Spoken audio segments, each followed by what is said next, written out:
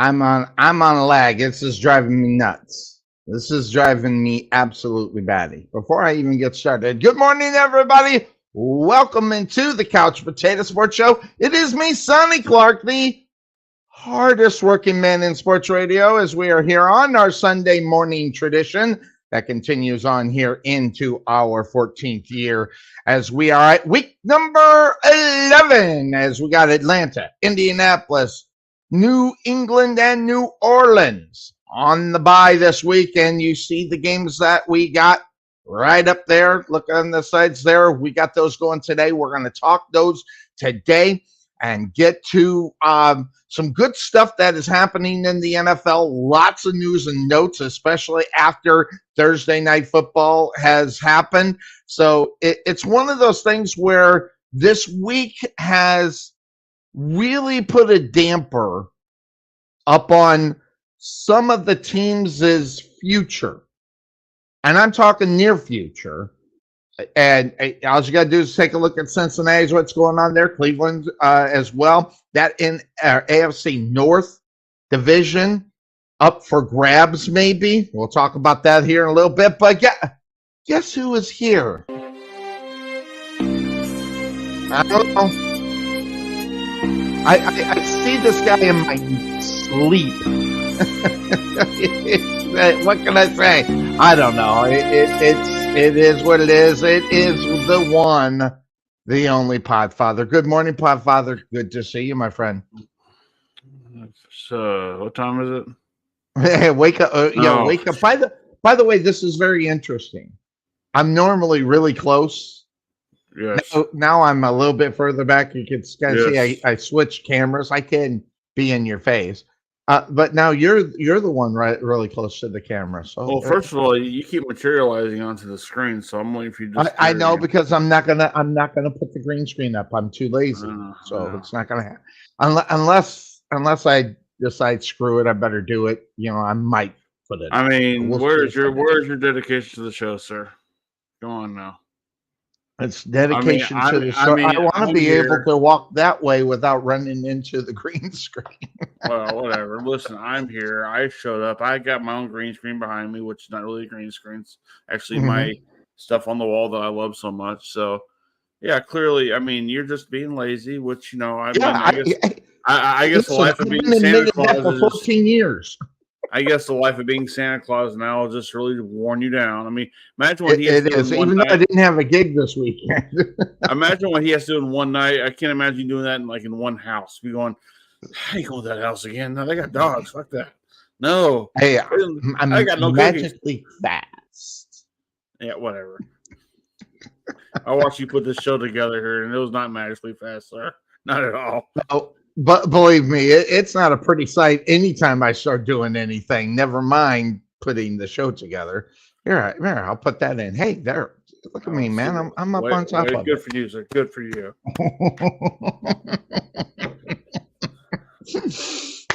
God. Anyway, big news. Thursday Night Football.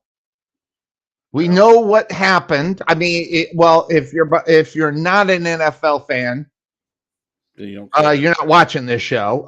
If you're an NFL fan, you're watching Well, you're probably still not watching the show. But anyway, that being said, Joe Burrow out for the year. And there's just so much controversy about this. And I'm frankly, maybe that's it. Maybe I'm just sick of the controversy. There's no need to be having a controversy regarding this about hey, his arm was wrapped. It was hurt. It wasn't on the. It wasn't on the injury report. Blah blah blah blah blah. Who gives a rip? I guess Joe Burrow is Joe Burrow, whether he's hurt or not. I mean, the fact that he's hurt, that just only plays in your favor. I get it. I do get it.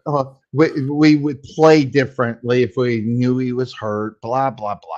I'm just like, and if you play differently against Joe Burrow when he's healthy or when he's not healthy, that could bite you in the ass in reality. I don't understand that. They would play differently if they knew he was hurt, or would they play softer on him? Would they play rougher with him? I mean, I don't get that. I mean, don't you play the same regardless of the guy's healthy or not? I mean, you're going there to win a game, right? You would think. And you're taking on the perennial favorite in the AFC right now, so I would think that instead of sitting there worrying about if he's healthy or if he's hurt, just play the freaking game and be done with it. It's more like the media or people are just trying to make something out of this that is really nothing. Look, that's what it is. Yeah, let's just see here saying he's a quarterback.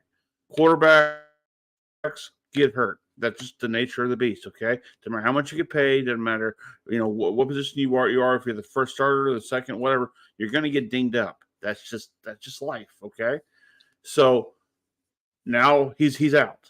The NFL lost one of their perennial guys for the rest of the season. So what are they going to do? You can go out there and look at the free agency wire, see what's out there. You can look at your backup and go, do we trust them? There's different ways you can go about this. Hell, call Taylor Swift up and see if she can throw a football. I mean, hell, you maybe get some ratings. So, I mean, who the hell knows? But all I do know is this. The Bengals are in trouble for the rest of the year now because they have to find a way to move the ball down the field and put points on the board that they had no problem doing with Burrows, and now they're going to have a problem. They've had a problem with Ja'Marr Chase. He's not been healthy all year. And, right. And Lord knows the year I picked him on my fantasy team, he didn't do shit. But, Now he's really in trouble. Now he's really fucked. Him and George Kittle. Jesus Christ, I'm getting fucked on both ends. But, But as far as sorry, just waking up in the morning, it's just not getting. Man. Listen, I've had a rough couple days. Okay, I've had Peter Frampton and Smokey Robinson to deal with. All right, so and by the way, I'm sorry, but do you get pictures? Did you get pictures with these guys? I can't get pictures with them, but I will say this: so I'm sitting there at the one of the VIP entrances. They bring in Smokey Robinson and backstage. He takes a look at my Blues Brothers tattoo. He's like, "That's a cool tattoo you got there, boy. That's nice." I'm like, "Thank you, sir." And that's my only interaction I had with him.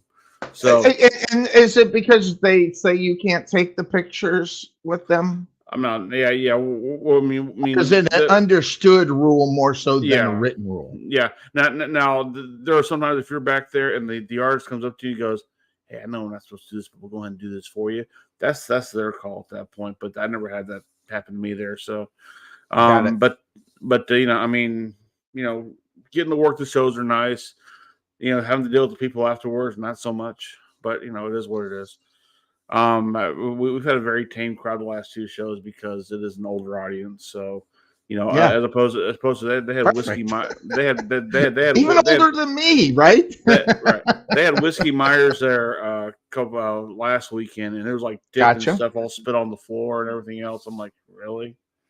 So, but we got Cat Williams this week coming out there. So Cat Williams, he's a comedian.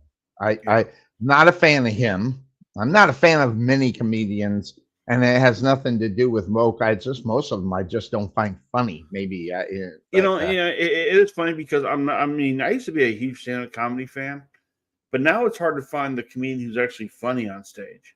And that's because they're being very cautious of what and how they say things, which takes away from their talent.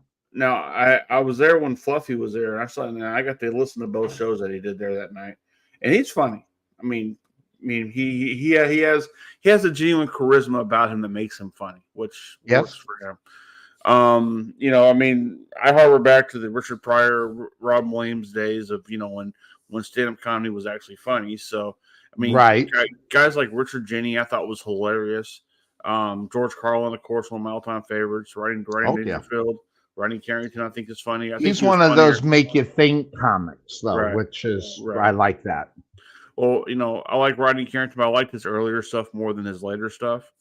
Jerry Seinfeld, I think he's funny to a point. All of a sudden it just becomes just endless whining. Of, hey, why are they having to do this now? And why are they having to do that? Worst comedy concert I ever went to Really, is Seinfeld? Jerry Seinfeld. My wife and I, we had tickets and we went. It was like, hey, it's Jerry Seinfeld, which proved to me what the naysayers were saying, which is it's not necessarily Jerry Seinfeld being funny, although he's the one that brings the material. It's the it's the surrounding cast that he has Right. that was outstanding. Well, And yeah, I'm telling right, you right now, George Costanza is one of my favorite right. characters Well, of all time. By the way, he might be my favorite character of all time. he had one joke I really do enjoy where he says, I have a question about the helmet when you're skydiving.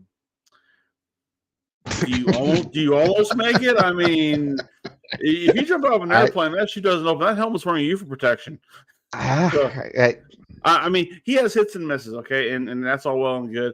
I remember at my best friend's funeral we had a couple years ago. He guy passed away on my birthday. yeah, I got up and said something in front of the people. It was an all black funeral. I'm the only white guy there, and I know and that I get feeling. and right. So I get there and go, Jerry Seinfeld once had a joke saying, they say the number one fear in America is speaking in front of a live crowd. Number two is death. So basically, he's saying you'd rather be in the casket than being the person up here giving the eulogy. There you go. So Take it. But yeah, lots of my buddy passed away. George Funky Brown, yeah, part I, of Cool in the Gang. I I, know I know those guys personally. And right. so it was a bad thing. So Yeah, I'll I put him in my on my death thing that I have on Facebook. yeah. So, That's by the way that it's kind of morbid. I mean, but funny. But just wait till 2024, sir. there you go. Yep. The trifecta podcast will be in full effect, and I've got my boys on the Offshoots TV guy on the show. We're all going to do a round table to see if they're Hmm. qualified to be in it.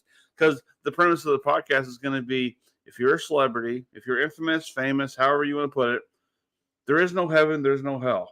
There's just a Hmm. 3-bedroom apartment waiting for you. And who will you be sharing that 3-bedroom apartment with? And that's how we'll go through those who passed away in the past week or And by the so. way, you need to grab up my phrase. It's a heavenly reality show. It's what you need to No, I'm call not it. gonna go that So road. I I go that know, far. I know where. But no, most of the only one surviving member of the original, which is Cool in the Gang, Robert Bell. I don't speak to Robert Bell hardly at all. Like maybe twice a year, I'll throw something in, he'll answer it just really quick. But the other guys, like Khalees, his brother, George Funky Brown, Clifford Adams. Clifford Adams was my first interaction with Cool in the Gang. He's the trombone player. All the ones, but the ones that they've surrounded the gang, Cool and the Gang, more of the gang. They're younger when they started, but now they're old people too. It's just like Shawnee McQuiller. By the way, he's the lead singer now. He took over for JT Taylor. He's an old man now. He started. He was young, and I met him in the about the late '90s, early 2000s, and that was 20 years ago. I met him, and so he's beginning. They're all getting old, and they're trying to keep replacing the Right. gang. Well, yeah, it's Timothy funny. Horton, It was funny. A drummer. few weeks ago, we had the Beach Boys up at my job, and Yeah, and my first thing was, are they just now the Beach Boy? Because like a Beach few of them, Boy. A few have passed away since, so I'm just saying. I think there's two still alive. Yeah, that one dude's the only one left, right? Well, there's two that have passed away. Two. And then there's two that are still with us. Only one performed at our show, along with backup Beach Boys, I guess. Mm-hmm. So yeah. I mean, it's kind of imitation Skinner. Beach Boys. It's like so like Rod Stewart, not Rod Stewart, REO Speedwagon, and Foreigner, all these other guys. Journey. Well, yeah, I mean, what do you call it? It's one of those things where it's like Leonard Skinner. What, the band went down in a plane crash? We got other people. We'll throw them in there and call Leonard Skinner. No problem.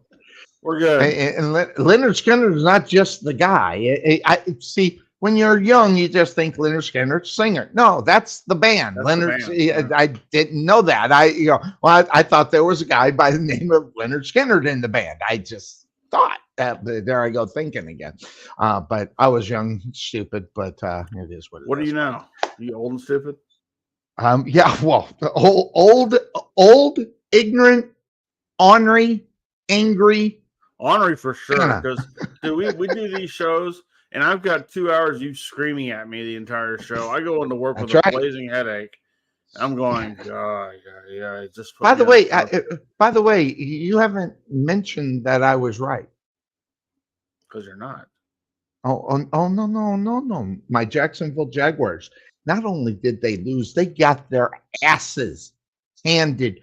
I mean, their asses handed to them, which I knew was going to happen. Okay, well then let's talk about when you were wrong about, say, I don't know, Houston in the measuring stick game up against Cincinnati.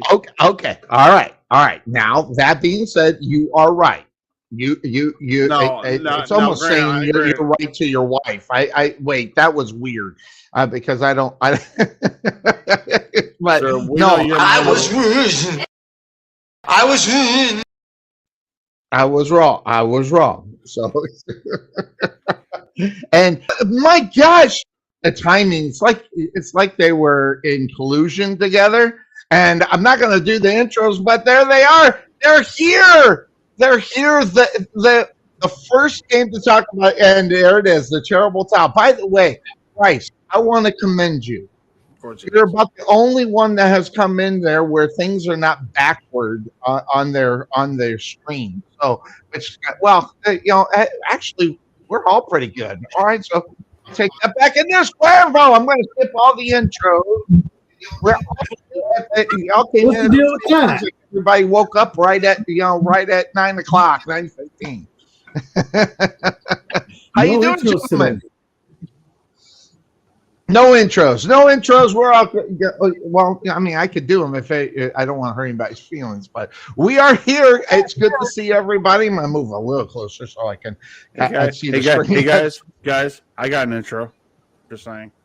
Well, we had time to blow, so here we go. It involves one finger, Trey. I know Bryce from Brooklyn is a busy man, and I know that Obi has a wife. I mean, no life. I mean, he has to get to where he's got to go, and get that and go there. So, good morning, gentlemen, including the fine co-host of this program. Always good to see everybody. Good morning, guys. Good morning. I just can't wait. I can't wait to talk about this game. But I do want to say, number 2 against number 3 next week in the big house. It's going to be a huge game. Huge. I can't wait until my Buckeyes beat the cheaters from up north.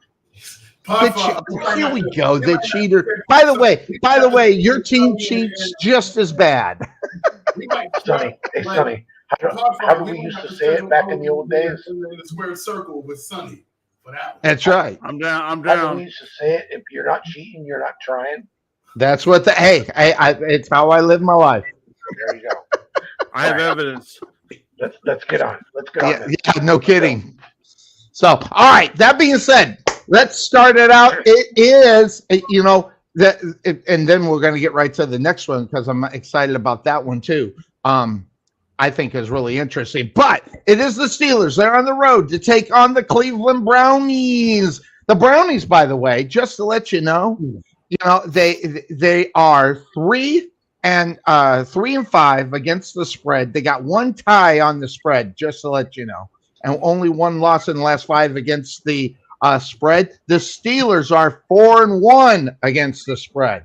Now, that having been said, I'm just going to put it out there. There is no guy luckier than Bryce from Brooklyn in the AFC North, as two teams have just kind of bowed out because they lost both their quarterbacks, overpaid. By the way, between the both of them making over it's over 100 million in 1 year, So those two quarterbacks, they're gone, they're out of there, and the Steelers are primed to do something well, which is fight the whole year. And listen, I'm just going to say it, and it's going to probably jinx the Steelers are going to make the playoffs, guys. And I'm going to tell you right now, I never thought I'd be sitting here saying that. The Steelers are going to make the playoffs. Got lucky with injuries, which, hey, injuries happen. Could happen to Steelers, could happen to anybody. But this is a big one for the Steelers. So, that being said, I need to know the name because I forgot it from last year. I need to know the 3. Hold on here. The 3 points of interest in this game against the Cleveland who? Bryce from Brooklyn. Listen, it's a name we all know and love. Some say the mistake by the lake. Some say Cleve lost. But all you have to do is go to the tried and true. It's not the Browns. It's never been the Browns. It's the Clowns. The Clowns. I love it. I love it. The Cleveland Clowns. All right, so the Cleveland Clowns go against the Browns. All right, so let's start with your 3 points. I haven't had a chance to read it, and I don't know if you posted it yet. But I need to know the 3. So let's talk about the 3. And while you do that, guys, I'm going to switch cameras. I'm going to switch computers because I'm lagging. I can tell. So I'm going to unlag myself and get me into regular. So go ahead, Bryce. Let me know what's going on. First and foremost, let me say and you guys probably already know this, but I will state it. I'm not one of these fans that root for people to get injured. I don't want to see guys getting injured. That injury to Chubb in the first game was terrible. I'm glad they didn't show it. I felt you never want to see that from guys. As someone who played the sport, I don't want to see guys getting hurt like that. In the pros, Mike Tomlin has a great saying. He's been saying it since he got here. Injuries are as common in the game as blocking and tackling. And unfortunately, the type of sport football is, guys are going to get injured. You never want to see it. Part of being a winning team is an organization that builds for injuries in case things happen so you can build your depth. Depth is important. And it wasn't even the Steelers that started. Bill Belichick squashed any excuse when it comes to injury with his run with Tom Brady, because people don't realize that team many years got very injured, and yet they were plugging guys in and they kept going because they had Brady. And even when they didn't have Brady, I'll give him credit. With Castle, they were still an 11-5 football team. Especially that 2014, they lost so many people. They were playing Troy Brown on defense and just doing a whole bunch of stuff. And that's really where Cowher got his mantra of one game at a time and starting to build a roster more to how do you sustain when you have injuries. So that being said, I'm not naive to how that affects a game, but part of being a great organization is being able to build off that. And that's why I call them the Clowns, because, I see 6-3 and I see Jim Schwartz and I see a good defense. I'm like, okay, they finally starting to turn around. But that doesn't mean that you can build a team that can win the AFC North yet. You might not be there. So my keys for today are get a solid game from Kenny Pickett, because he is playing against a rookie QB. So Pickett needs to outplay that guy, plain and simple. I know it's Matt Canada, you gotta outplay him. And then number two, you gotta scheme up good concepts against pressures. Jim Schwartz is gonna bring all type of sim pressures, wide nines, move Garrett around. You gotta be able to scheme and get the right plays and get the right concepts when he wants to fake pressures, try to confuse you and get you to play slow. So you got to do that. And then number three, you got to block Myles Garrett. Now, Myles Garrett has not blown up the Pittsburgh Steelers in most of the games that he's played. They've done a good job of neutralizing him. They have to do that today, and don't let him be the guy that wrecks the game. They're supposed to have a good defense. You know what the key is? You make some of these other guys prove in a big game they can wreck a game. Because we know Alex Highsmith can wreck a game. We know Cam Hayward can wreck a game. We know T.J. Watt can wreck a game. So make someone else other than Myles Garrett wreck the game. Pittsburgh does that. We know both teams want to run the ball, so we don't need to harp on that. Pittsburgh does those three things. They can come out with a win. Obi-Wan, I've listened to the whole thing while I was doing because I'm capable. I heard, and one of the things that I think is key in this, and he just said it. It's all about whether or not what Kenny Pickett's going to do. That defense that's going to be heading there, that defense that's heading the way. If they get any kind of offense, that's going to be a tough day all around for Kenny Pickett. So I'm going to ask Obi, are you expecting some kind of, showing up, I guess you can say, of Kenny Pickett against that defense of the Cleveland Browns? I don't know. I don't. In the past, what we've seen so far, I mean, Kenny Pickett's been okay, I guess. Maybe average quarterback. I think the real key here in this game is defense, field position, and what team can make the least amount of mistakes. Yes, I mean, I guess each team can say that each week, but I think this is more true today in this game because, I mean, we have injuries. Steelers might have a few injuries, but thing is there's two guys on that field that are going to be key on how well these teams do. Number one is the number guy for Cleveland is number 95. How much can he, as Bryce said, how much can he disrupt what Pittsburgh wants to do? And how much can he influence the Pittsburgh offense on doing? And number two is the Browns have to figure out a way for number 90 to not kill us. Because that guy on defense for the Steelers, that guy literally has the Cleveland's number.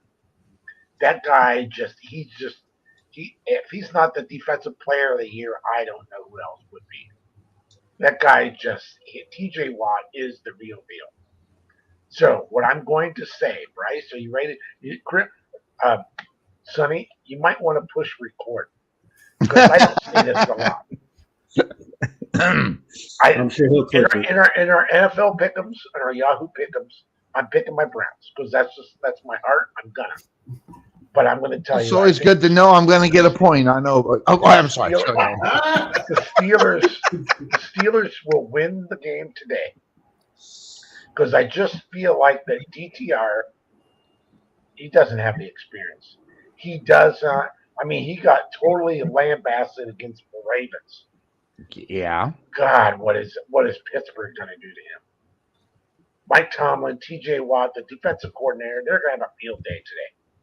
But again, it's going to come down to defense, field position, and the least amount of turnovers. Steelers win.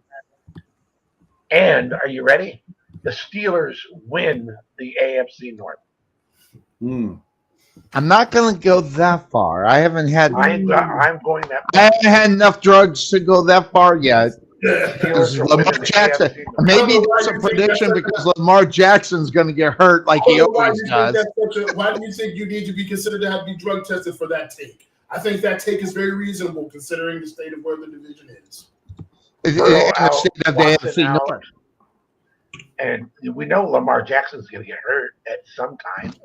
Or if he doesn't get hurt, he's a turnover machine. He damn near got hurt just this past game. Yeah. So that's a bold prediction. I'm sticking with it. I hate to say it, Steelers win the division. Well, I want you to say it with a smile on your face. There you go. No. Well, with the injuries and everything, this is actually a good time for the Steelers. I was mentioning that. It really works for them for the rest of the way within their own division.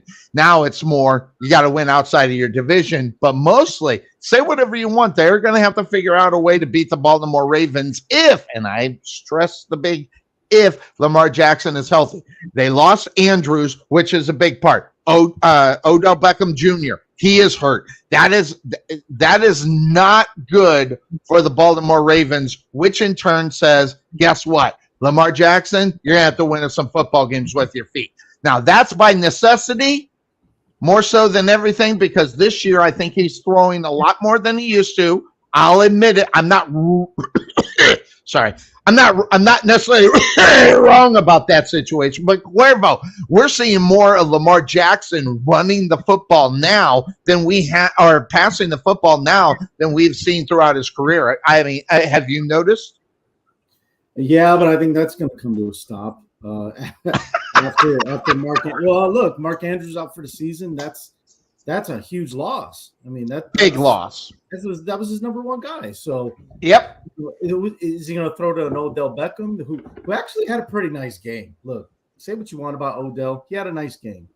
I mean, I think he could still wind up, relying on the pass because you got a guy coming up in Zay Flowers. You got Odell, who's a proven guy in the league.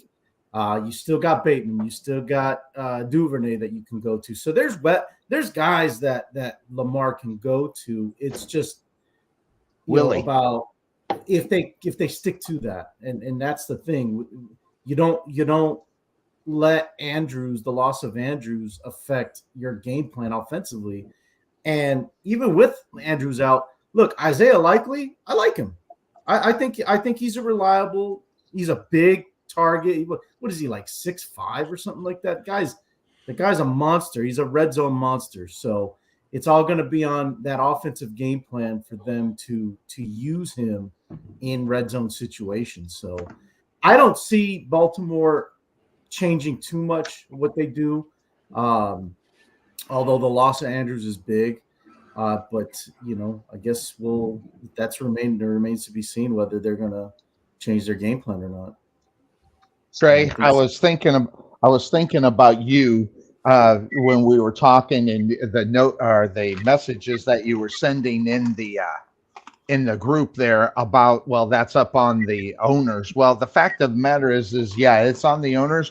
But what we got out there on the football field is a guy who's close to, getting hurt. Last week, he darn near got hurt after Andrews did get hurt on, which, by the way, I hate. Now I'm beginning to hate the media because that was a regular tackle. That wasn't, and now they're trying to burn the dude who tackled Andrews.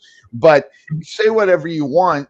You say that's on the owners, but when they're not doing it out on the football field because they can't field any more high quality players because they can't pay them, this is where it hurts a football team. So I'll give that to you because I seriously wanted to get your opinion up on that because after what you said. Well, listen, clearly Lamar Jackson listened to our show a few weeks ago when we had the debate about the running quarterback not being able to win a Super Bowl. So now he's throwing the ball more. Now you're yelling at him. I mean, what the hell? So what a dick. And you thought I only yelled at you. Well, you're the reason why I have headaches going into work. That's for sure. But listen, look, we're all sitting there going until he gets hurt. Well, he's not hurt right now. So while he's still on the field playing and producing, right now Baltimore is the number one team in the AFC North as of right now. Now, might be in football. Like we said, with the injuries happening, if it does happen to Baltimore, they might be screwed for the rest of the season. Until we get there, I'm not worried about what all Baltimore's going to do because they're going to this game right here. What scares me about this game is that Cleveland's defense is scary, and Kenny Pickett. I don't know if he can take on a defense like this, but I don't know what their offense. I don't know what the Browns' offense has right now, considering the fact they lost their major weapon. So, this could be a very low-scoring game. This could be a defensive game all the way around. That would lean me towards Cleveland, but because Pittsburgh has a quarterback who can produce somewhat right now. I mean, he's still running the Matt Canada offense, so just bear with us here, folks. We're all going based on what we know. So, but you know what though? It's working though. That's the problem. The offense is somewhat working for Pittsburgh now. It wasn't working earlier in the year, but now it's working. So I think they're building on that going against Cleveland, which probably this is going to be a test. It's going to be a measuring stick, a measuring stick test for Pittsburgh to see if they can match up to that defense. If they do it, they'll win. And I said that's my pick right now. Is going to be Pittsburgh. So write this down, Sonny. I'm picking Pittsburgh. Thank you for that. I'll come back to you and get your pick later. And when so, all right. So I don't know, Cuervo. What he said. Hey, listen. I can't believe I'm going to say that. What he's saying is making a lot of sense. Normally, Podfather, you can pretty much just go with it with a grain of salt. Yeah, I just said it. But when I'm looking at this game, I'm seeing a lot of who. Yeah, I got you. I'm seeing a lot of who knows what's going to happen, Cuervo. So I want a bold prediction from you. What's going to happen in this game and why? Trey, did you make your pick? Did you make your pick, Trey? I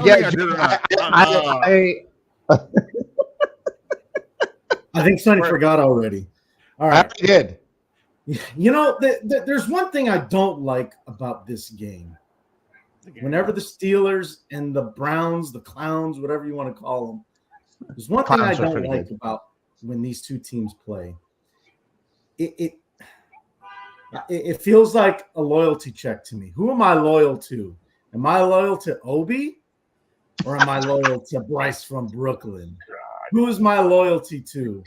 And based on who I pick, I feel bad for the other guy because Cuervo, chair shot right to the back of the head.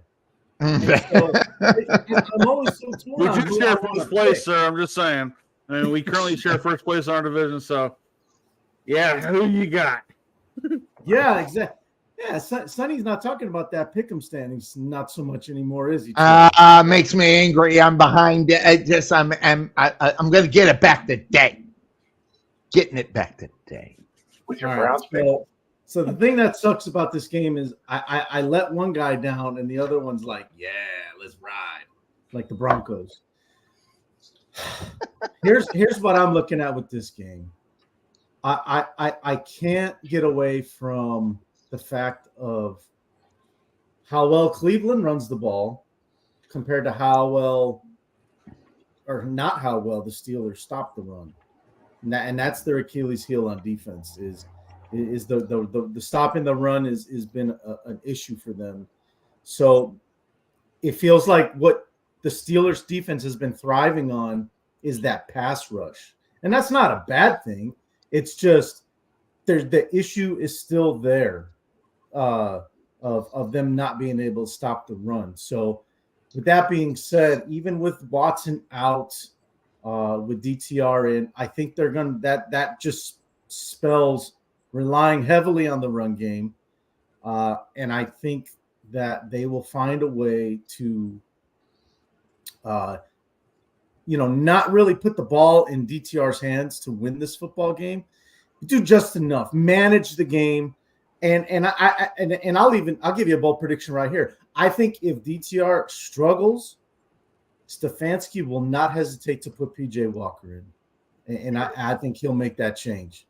Sure. So, and the thing is, the Browns have shown that they can win with Walker at quarterback because of How many injuries. times though?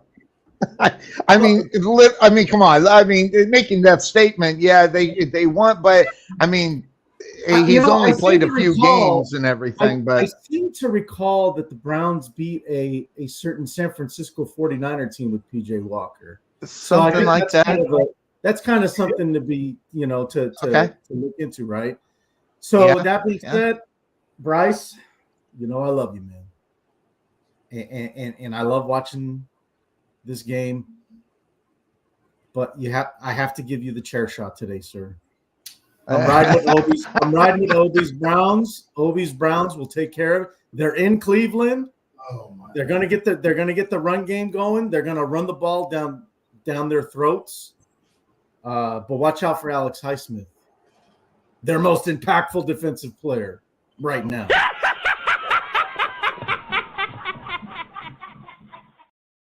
And there's Joe. I did my job. I brought Joe out. So brought Joe. Got the Browns today.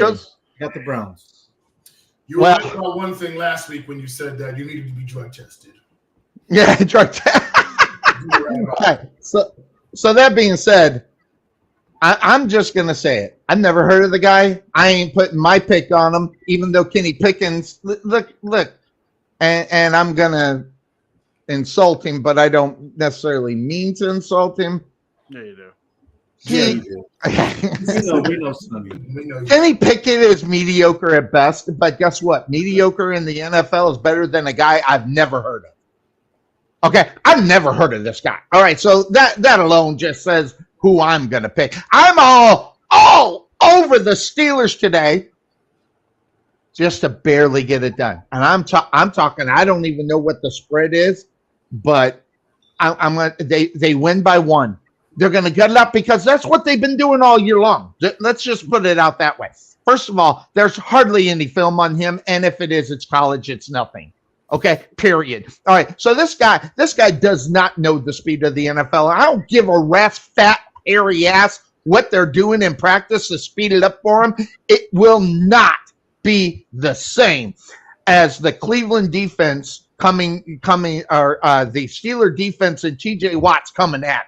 So that alone right there, he might get sacked 4 times today. All right, this DTR, what's it, Dorian Thomason Robinson, whoever the hell he is.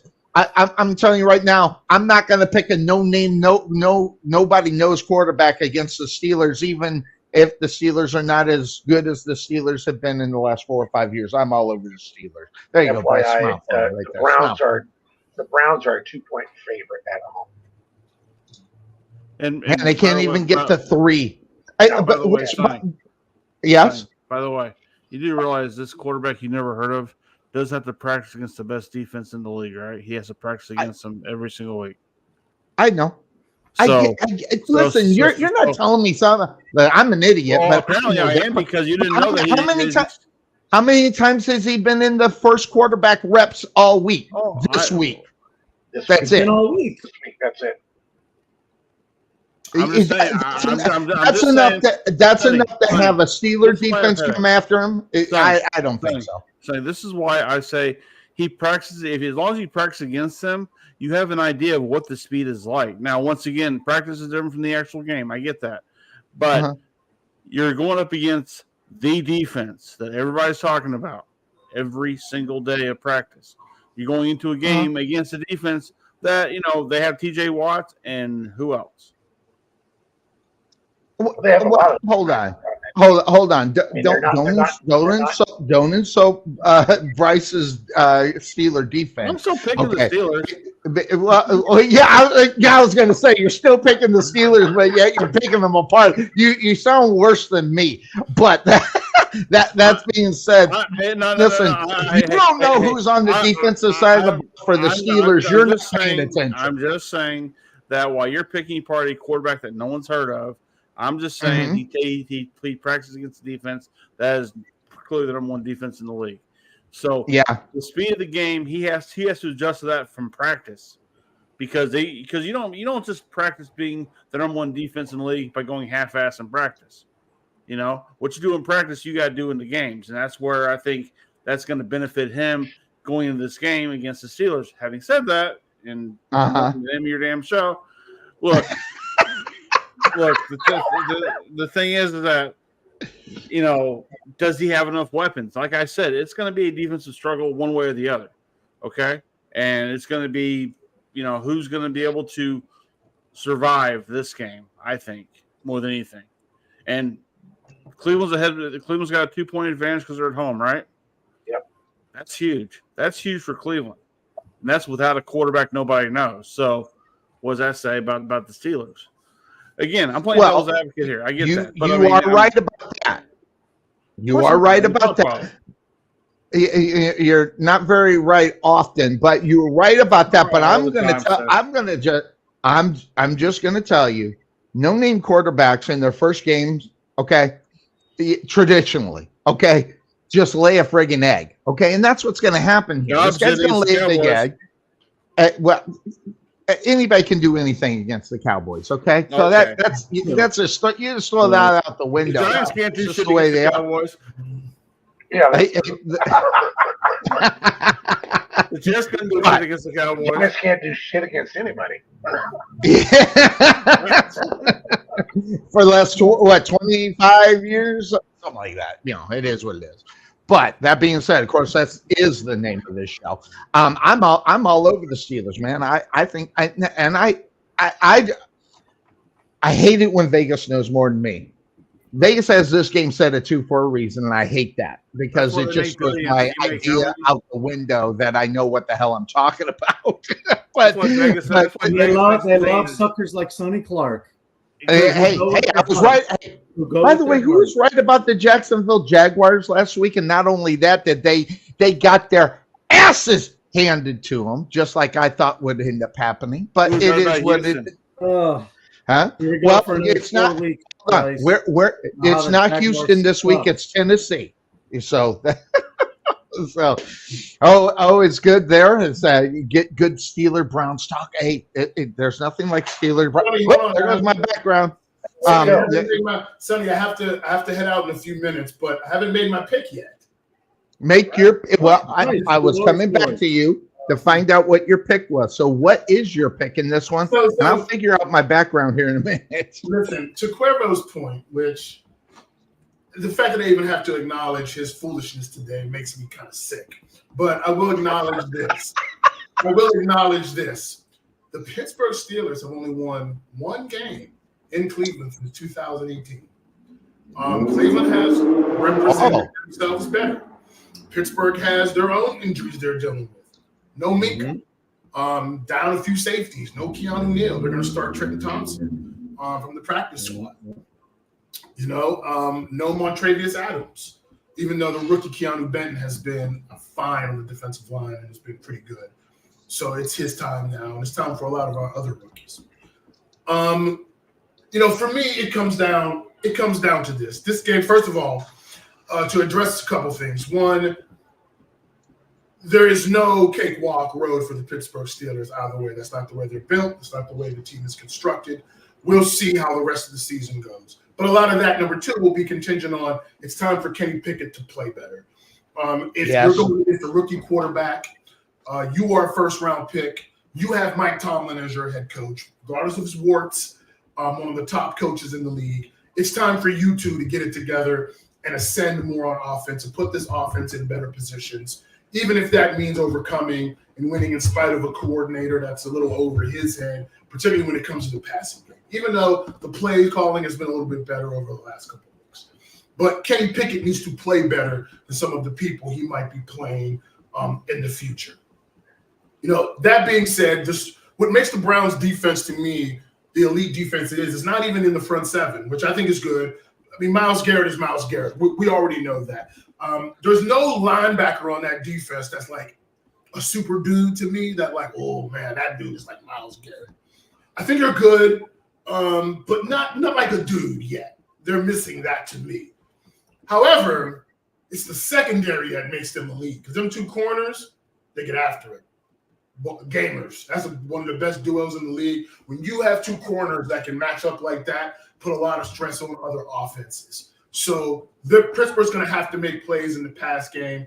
I think they will be able to run the football to some degree, but so will the Browns. These teams are kind of mirrors of each other. I think DTR will represent himself okay this week. I don't think he's going to be overwhelmed. He'll use his legs. The mobility could be an option. And I think he doesn't, I don't think the moment's going to be too big for him. Stefanski's going to call plays that are going to kind of protect him. And if it comes down to winning ugly, though, Mike Tomlin has somehow mastered the way to win ugly and come up with a way. And a lot of that is because he's got dudes and game records on defense that can rise up to moments and make those plays. Myles Garrett has not really been that guy in this series. I think today we're going to see a good game from Kenny Pickett. I think I've always said this, when teams are evenly matched, we'll look at coach and quarterback, and I think Pittsburgh has the edge in both. Obi, I've got 5 words for you that I know you don't want to hear, but you admitted it yourself in your take and in your pick. Those brooms are coming out. You can mark it down. The Steelers will beat the Browns today. The clean sweep in 2023. Yeah, because none of them are going to get to the playoffs. I love the year when both teams made the playoffs and then they faced each other. I loved it, but it was great football talk here up on the show. I loved it too. Yeah, of course. No, I didn't actually. That was for me. just to let you know, by the way, buddy. One of the stats, one of my favorite stats is third down, and it is what it is. As you look at Cleveland, they are 27th in the NFL on third down. Okay, all right, and that's before they have a quarterback we've never heard of. Okay, that's before he even gets in there. Pittsburgh themselves, they struggle a little bit as well. They are 22nd on third down. Yeah, they're 22nd. Well, okay. If you don't want to hear their 22nd, they're only 36% on third down. Listen, you're not going to win a lot of football games unless you're gutting them out, like what the Steelers are doing. Unlike the Jaguars, who are horrible on third down, okay, they are 35%, and they can't even get in the freaking end zone. So that just kind of tells you what kind of team that knows how to gut it out and win football games. And by the way, that being said, of course, that's the name of the show. That's what they do. They've done it all for a lot of times. This year is a little harder because the personnel is a little bit different, and the utilization of their offensive coordinator right now puts them at a disadvantage. So that's where it is. Now, that being said, before I lose the man, I want to know what you think about the Chicago Bears today. Just because Cuervo's here, and that's the game we're going to go. And the Bears have the Lions today. Division rivalries. But they get their guy back. Justin Field back out on the football field for the Bears. There it is. He's wearing that ugly shirt. Hi, jersey. Before you go, what's your take up on the Bears Lions? There's the shot. Look. Here's what I'll say about there's 2 things. One, and then I'm going to there is a pathway for Pittsburgh, like I said, to win the division. But it coincides with Kenny Pickett playing better the last half of the season.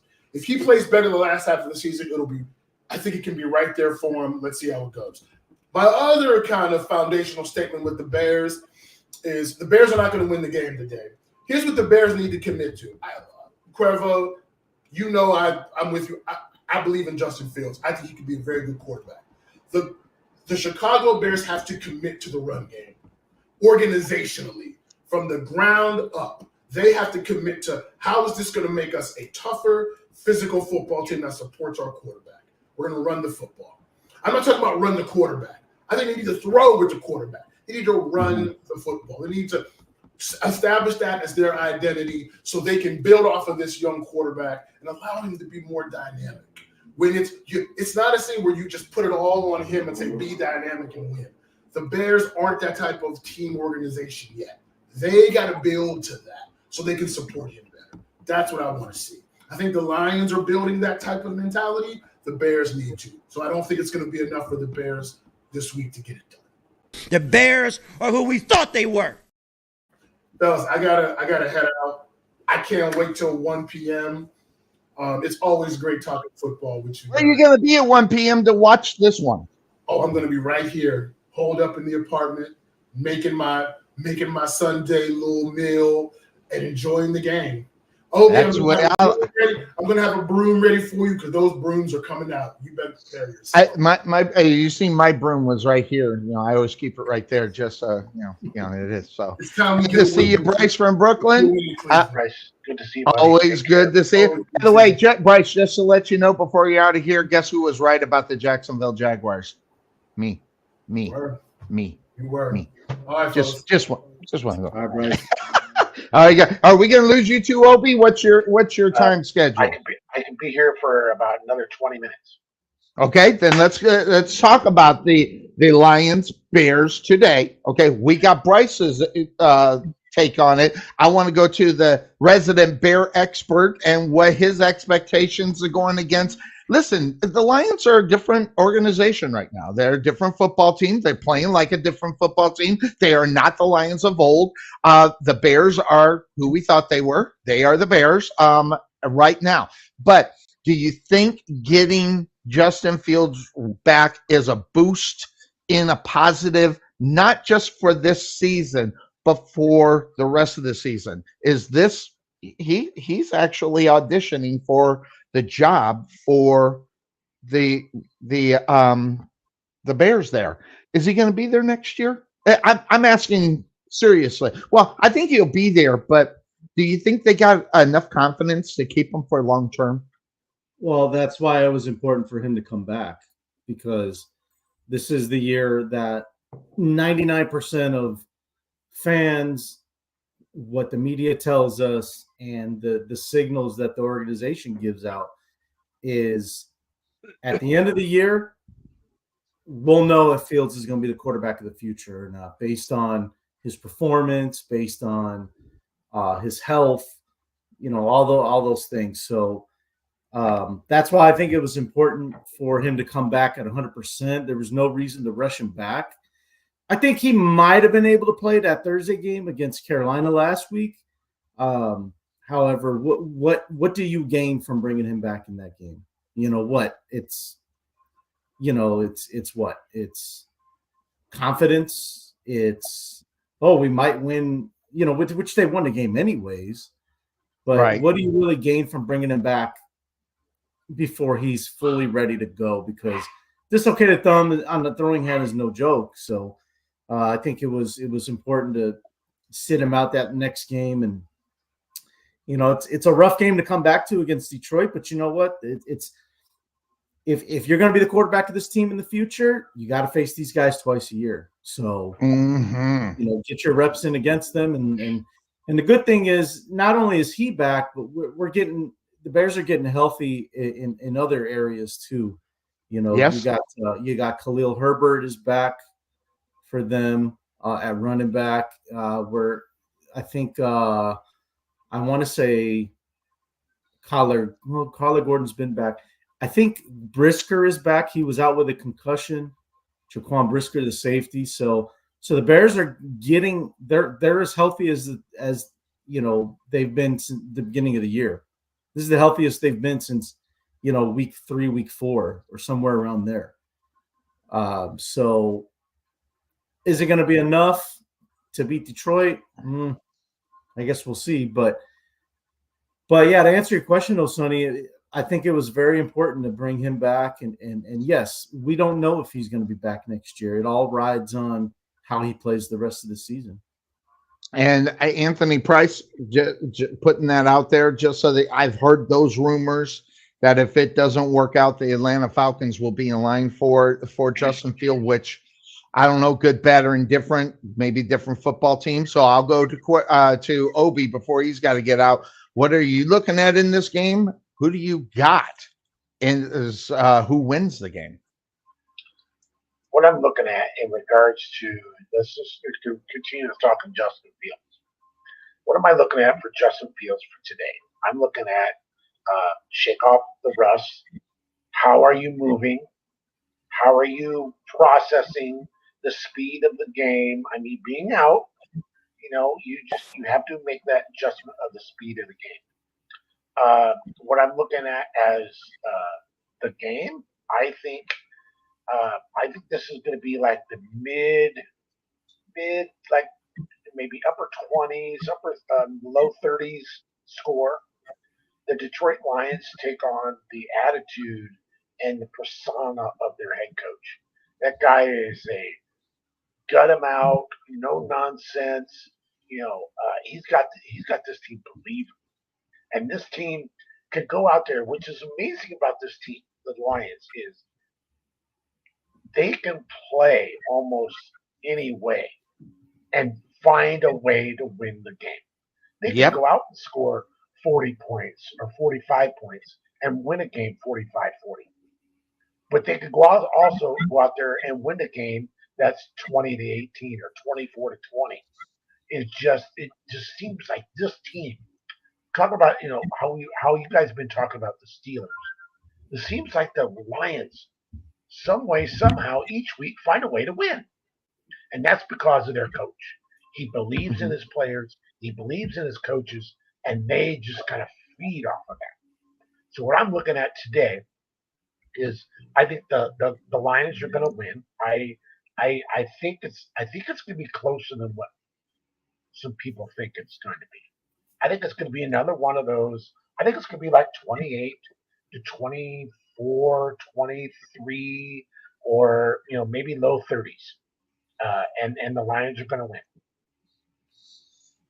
So I'll shoot it over to Trey Mack. Trey Mack, the Lions are a team for the last 2 years I believed in. They are where I thought they could have been.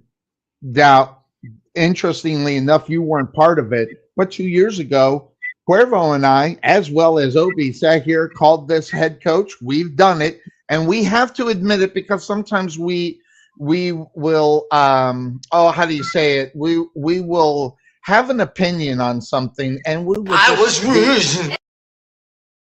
and we might have been wrong because we called this guy a clown. We called this guy, the cheerleader. But what he has done, we talk about this on this show all the time, is he is able to sell what he's selling to the players for them to come in and week out and do what they're doing. What are they, 6-2 right now? Which I don't think, or 7-2. I don't think anybody ever felt that the Lions were a 7-2 football team. So what's your question? What do you think? What do you think about the damn game? I'm gonna chair shot him. That's what I'm gonna chair shot your ass. Around. Then I'm asking one question. Okay. Now look, quietly they're one of the best teams in the league. That's what's scary. Is that no one's making a lot of noise about them right now. Maybe they like that right now. Because once again, they're the Detroit Lions. They haven't won anything. We're waiting for the other shoe to drop. That's what all people are saying. And it's almost, for a few weeks, it's almost fallen a little bit. I mean, there's been some times where they've had some close ones. There's no question. But they pull them out. Look, by the way, the whole thing about Justin Fields being traded to Atlanta, what will Atlanta have to give up to get him? That's my question. That's a good point too. Because I mean, it ain't like, okay, you can just have him. I'm sure Chicago would want something for him, and I don't know if Atlanta wants to give up that much, considering that they dropped the ball on Ritter. But look, I think it's gonna be a close game. I do. I think it's gonna be a really close game, divisional game. Throw the records out, and it's just gonna be a dogfight. Phil's coming back into the game, a little rust. He's gonna hit a few times. That'll really have to wake him up a little bit. Whether or not he can go from there, we'll see. I think that'll be the big question, because if they get in his head early, it's game. It's over. But it's gonna be a grind them out kind of game, I think, and I think Detroit's gonna win. So look. Detroit's like Dallas. We got the short week. You got this week, then they go right into Thanksgiving. So, if Detroit can get ahead early and keep a very like a big lead going in, they can rest their starters, prepare them for Thanksgiving, and then go from there. if they have to grind it out all game long, this is going to hurt them on Thursday, I think. I agree. So I agree. So this is one of those games. I got the stats right here, Cuervo. of course you do. I got the stats right here, and I look at them and I go, you almost got to throw them out the window. Why? Because it's the NFC North. Why? It's because both teams are from the NFC North. This is always a dogfight. I mean, regardless who's the better team, and I don't even think you're too far gone to admit that the Lions are the better football team. But when it comes to NFC North division games, life is a box of chocolates, right, Cuervo? You don't know what you're going to get, and parts of me think just a little bit the Lions are like the Jaguars, just a little bit. But what they have been able to do is do exactly what Trey said: get into games and grind it out and win a football game. So, but parts of me wants to take your Chicago Bears today, Cuervo. I have not heard enough from you to say, Sonny, you need to take the Chicago Bears. Now, I already know who you got, so that's irrelevant. Convince me, because I'm on the grind. I'm on the border on this one. I'm almost thinking about taking the Bears in it. So give me a reason to take them today. To take the Bears? To take the Bears. Jared Goff gets hurt during the game. Okay. All right. So you're not You all know right. what I So mean? fine. I thought you might have some insight on why I might be right, but of course I was I was It's like I said earlier, you know, the one thing that, you know, the Bears may be able to hang their head on is the fact that they're the healthiest they've been in over a month. That team wise. There you go. So that's one thing. Is it going to be enough? I don't think so. I don't think it's going to be enough because the Bears. Here's the three quarterbacks that the Bears have beaten this season with the teams with the quarterbacks. You got Sam Howell in Washington. Mm-hmm. Got it was your guy Brian Hoyer that was kind of in the game for the Raiders. He's one of your top all-time favorites. Yeah. And then they beat the rookie, the mayor of Fansville, Bryce Young. Like those are the three quarterbacks that the Bears have beaten this season. You think they're going to go to Detroit and beat Jared Goff and the Lions? You're crazy. Yeah. All right. No chair shot taken. No offense taken. I'm taking the Lions to win this game. But Sonny, feel free to take the Bears, sir. Feel free. Yeah. Go right ahead. Go ahead if you want. Being said, Obi, put 500 on it in Vegas. Why not? Go ahead, Obi. I know he's got a split, but I got a comment before he splits. Go ahead. So I was going to say one thing for maybe you to think about. Will the Lions be looking ahead past this game towards Thanksgiving Day? Yes. Well, who are they playing Thanksgiving Day? Green Bay? I don't know. Let me see. You're not looking ahead. It's Green Bay. It is Green Bay. So okay. I don't. That's part. By the way, I blame Obi. I blame Obi about my Brian Hoyer thing, because it was Brian Hoyer who came in for the last 5 games of the season, blew up and had great games against nobody, not even one playoff team, and got his contract. It might be the biggest mirage in NFL history. Brian Hoyer getting the contract after those 5 games against nobody. So I blame that guy. Okay, all right, whatever. So yeah, all right. You're Browns. It's been good. I did want to make a comment. I think this Monday night game, the Eagles and the Chiefs. I'm thinking that the Eagles are going to beat the Chiefs. I'm thinking that the Chiefs are I don't know. You guys think the Chiefs are struggling? Even if they win a game, they just don't look good. They don't look normal. Yeah. But sometimes when you're a good football team and you're missing players or someone's hurt, maybe not really telling people that they're hurt, i.e. Joe Burrow, they got to struggle through some games to get over the injury bug that they're working with to get it. But it's always hard to pick against the Kansas City Chiefs. Now, I'm not going to tell you who I'm going to pick yet. You have to check in a little bit later when we cover that game. If anything, they look like a team that's played a lot of football in the last 5 years. Yes. Like way too much football. They're breaking down. They're tired. They're just playing extra games at the end of the year, like for the Super Bowl. Yeah. So, Obi-Wan, always good to see you, my friend. They also have the Taylor Swift thing to deal about. The Taylor Swift. That's the thing that's the mirage over how bad they're playing. So it might be it. There you go. We'll talk to y'all later. Always good to see Obi-Wan. Check him out. He's going to get back to life in the big city there in Arizona.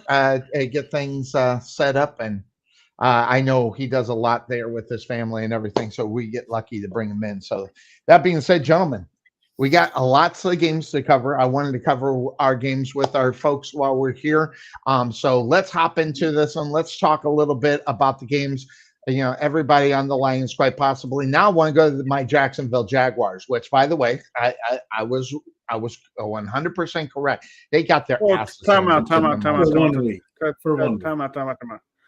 We talked Steelers, Browns because those two are on. We talked Bears because Cuervo's on. What about my team?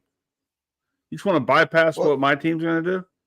No, your team's next unless you want to talk shit about that one. We know what's going to happen. Yeah. I mean, come on. Who are they playing today? They're playing. They're playing Carolina. Yeah. So, I mean, come on. The question is, do you think that the NFL know exactly what they're doing, by the way, putting that piece of garbage game in freaking prime time? You don't think they know what they're doing? Oh, time out. That game is it's not prime. It's a 12 o'clock game, sir. Oh, my bad. I thought that was the Sunday night game, so my bad.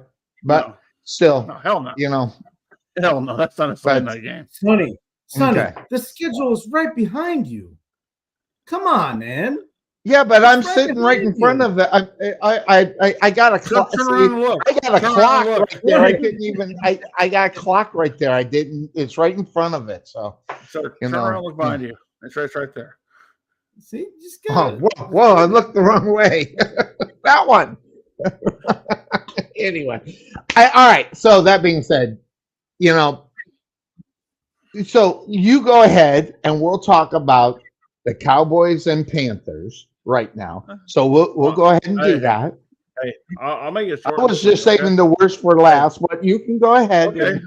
Well, look. I'll just take 3 seconds to do. Cowboys winning the blowout. Next. And Cuervo, he interrupted me for making sure that. I mean, he's got a 3-second take on the Dallas Cowboys and the Jaguars. We got a lot to talk about. I mean, made a big stink about it for 3 seconds. Made a big old stink for 3 seconds. Jeez. All right. So, all right. I'm on the Cowboys. I'm on the Cuervo. You're on the Cowboys, correct, today? Yeah, I'm pretty sure you are. Who's not on the Cowboys today? You're crazy. I don't know. Hey, if I see that pick and I see someone on the island, I'm just, I'm going to laugh my ass off through the whole game while I watch it.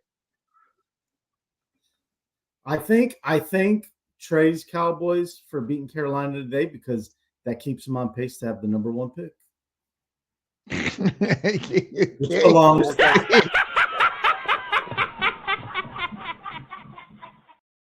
Sometimes you got to do business, and sometimes you got to do business. I get what you're talking about. So it is what it is. Business is business. So our 3-second take now to the Jaguars at home against the Tennessee Titans. Now this is one of those games that Makes me scared. Well, what about the White Because they're- Broncos, Sonny? Come on. I'm No, just kidding. Go no, ahead. the Broncos Just kidding. can wait until the Joking. last part of it. Which by the I'm way, joking. I will say this. I was thoroughly impressed with the Broncos last week, but we'll get to those guys next. Jaguars, Tennessee Titans. This is now to prove my theory about the Jaguars, okay, is that they're probably going to win this game because they got their asses handed to them at home last week, okay, against a good football team. Tennessee's not a good football team. If you're going to be a good football team, you got to beat your division foes. Guess what? Division foe. Number two, they are a better football team. Now, will they show up today to win the game? After getting your ass handed to you, what was it, 33-3 or some kind of bull malarkey that they got their asses handed to them at home last week? This is a game where they have to come back and make a statement that, hey, we got to win this game. Now, I say this about all football teams. You beat the teams that you really should beat. No, I mean, I don't know why anybody would have picked the Jaguars over the 49ers, even with the losing streak, even with Brock Purdy not playing well. They're just a better football team in reality. So in reality, looking at this football team, the Jaguars are a better football team than the Titans. I think that last week they had an opportunity to prove me right, which is that they were just going to come back and win for the coach and find Derrick Henry, and he's just going to run all over the place. I think they're done with that. Will Levis is going to go through the rest of the season getting beat up. The Jaguars defense is going to get to him at least 2 times today. They're going to sack him at least a couple of times. And Will Levis did not look good last week. I thought he would. I thought he would look good, and he did not. And that was not with that was with a lot of pressure. Now is he gun shy? He's had the 49ers defense come at him. What kind of things is he going to do to get out of trouble or overestimate what the Jaguars defense will bring to make a mistake? I think the Jaguars win today. They're the better team in reality. Next week will be a good game. We'll talk about that one next week with when they take on Houston. Now, that being said, Cuervo, what's your take? The Titans and the Jaguars. Division game, both of them, right now, Houston and Jaguars are primed to win this one. I said it, and I might have been wrong. Maybe Houston does have a shot at this division. This is a game the Jaguars need. Well, yeah, of course. I mean, any division game you need. Like that's always your number one priority, right? Because that's what gets you in the playoffs. So winning division games is always something you want to do. So for me, I'm going to have a very Trey-like take to this one. Jaguars win because they're the better team. They're better team. Got it. And they get to make up for what they did last week. So, Mr. Trey Mack, what's your take up on this game? Will it be more than 3 seconds? 5. 5. I'm gonna piggyback off what Cuervo said and say that Jacksonville wins this game. That's 6 seconds. All right, 6, maybe 6 I don't seconds. think he heard you, Trey. I don't think he heard you. We got to make sure he heard you. Yeah, you have the Jaguar, or are you going to secretly go for Tennessee? This is where Trey Mack. Yeah, he's going to pick Jacksonville to win. Money, man, Trey's picking Jacksonville. Jacksonville. Okay, all right. This is the reason why I'm not writing it down like I normally do, and my short-term memory is not all that great. So I have to make sure you repeat. And kids are wanting you to send them gifts for Christmas. Yeah, the absentee Santa. Sunny Santa. Sunny Santa. That's right. Yeah. I got a friend request from Sunny Santa from Facebook. Yeah, I accepted it immediately. See, don't do it, folks. In case you forget, like me, that I sent it. It's a trap. It's a trap. It's a trap. Yeah, I say it is a trap. That said, next game up on board. Hey, I think this might be the most interesting game of the week. But by far, it's not the most popular teams in the league. It's not New York and Washington. The Arizona Cardinals are on the road to take on the Houston Texans. Now, we are seeing bright. Hey, say whatever you want. Right here, in the state of Texas, there is one God at the quarterback position that plays in the NFL right now. Granted, he just came back off of injury. I called a game with this quarterback from the Arizona Cardinals, which, by the way, it's really interesting to see. I watched this portions of this game, Cuervo, and guess what? He's the same guy. I mean, he literally does the same thing almost every single game. I've never seen a guy where I thought it might be a replay. I mean, as far as what we're getting with Arizona. Now, the Texans, they got CJ Stroud, going to be rookie of the year. This guy's a badass. I mean, and he's going to be good. So right now, he's going to run into an Arizona Cardinals football team that, that Trey knows about very well. They're very sneaky good. And if they get any production from Murray at the quarterback position, this is going to be an interesting game, I think. What's your take up on this one? Yeah, you mentioned quarterback gods in Texas. I thought you were talking about Dak Prescott. No. I wouldn't go that far. Everybody's under. By the way, everybody's under that. Just to back up just a little bit up on as far as the Cowboys are concerned, because we did not spend a lot of time on them. I have never seen everybody talk about a quarterback, right? Like he is like a football god, as they are talking about Dak Prescott right now against bad football teams. I mean, it makes me want to. That's your IQ, buddy. 0. You got to look at Dak Prescott in games that matter, not against games that don't, and go that. But back to Arizona really quick. I think this is going to probably be one of the hardest games to pick today. And I'm very interested in Cuervo, and believe it or not, I'm very interested in what Trey has to say about this one, because I was going to pull out the old couch potato quarter to pick this one. So, Cuervo, give me a reason to pick one of these teams. Oh, besides CJ Stroud being a badass. Well, that's my number one reason why I'm taking Houston. Oh. But I think Houston. If you really pay attention to what they're doing, I think all eyes are on CJ Stroud, and rightfully so. Kid's electric. Yep. He's going to be rookie of the year, like you said. But what's the one thing that DeMeco Ryans, the head coach, specializes in? Is their defense, and their defense is absolutely. Their defense is getting better as the weeks go on. I'd have to look up the exact numbers, but I know they're trending like this because that's what good coaching does. And DeMeco Ryans, listen, and here's another slap the table for you. If Houston wins 8 or 9 games, my vote is for DeMeco Ryans for Coach of the Year.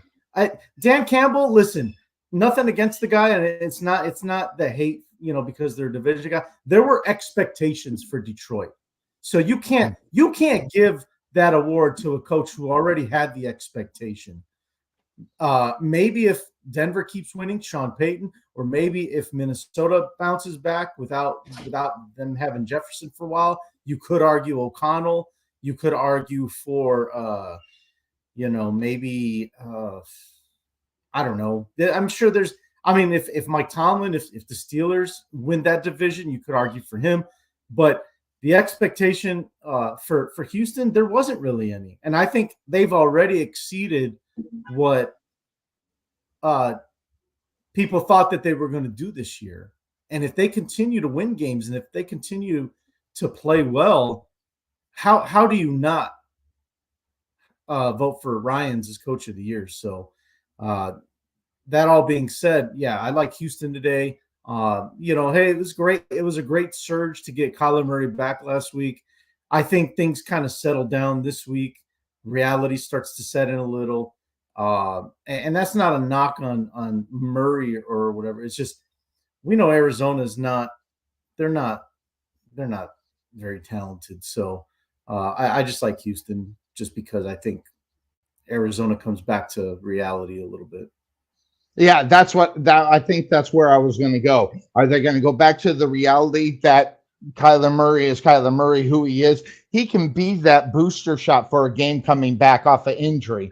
But to sustain it for the rest of the year and sustain it, like you said, against a good quality football team, which, by the way, when you put a thumbs up or thumbs down on a football team, you got to give the thumbs up to the Texans. Yeah, I just said it. I mean, especially in their division, they got an opportunity to, dismantle, disrail the Jacksonville Jaguars, who the automatic pick is going to win this division.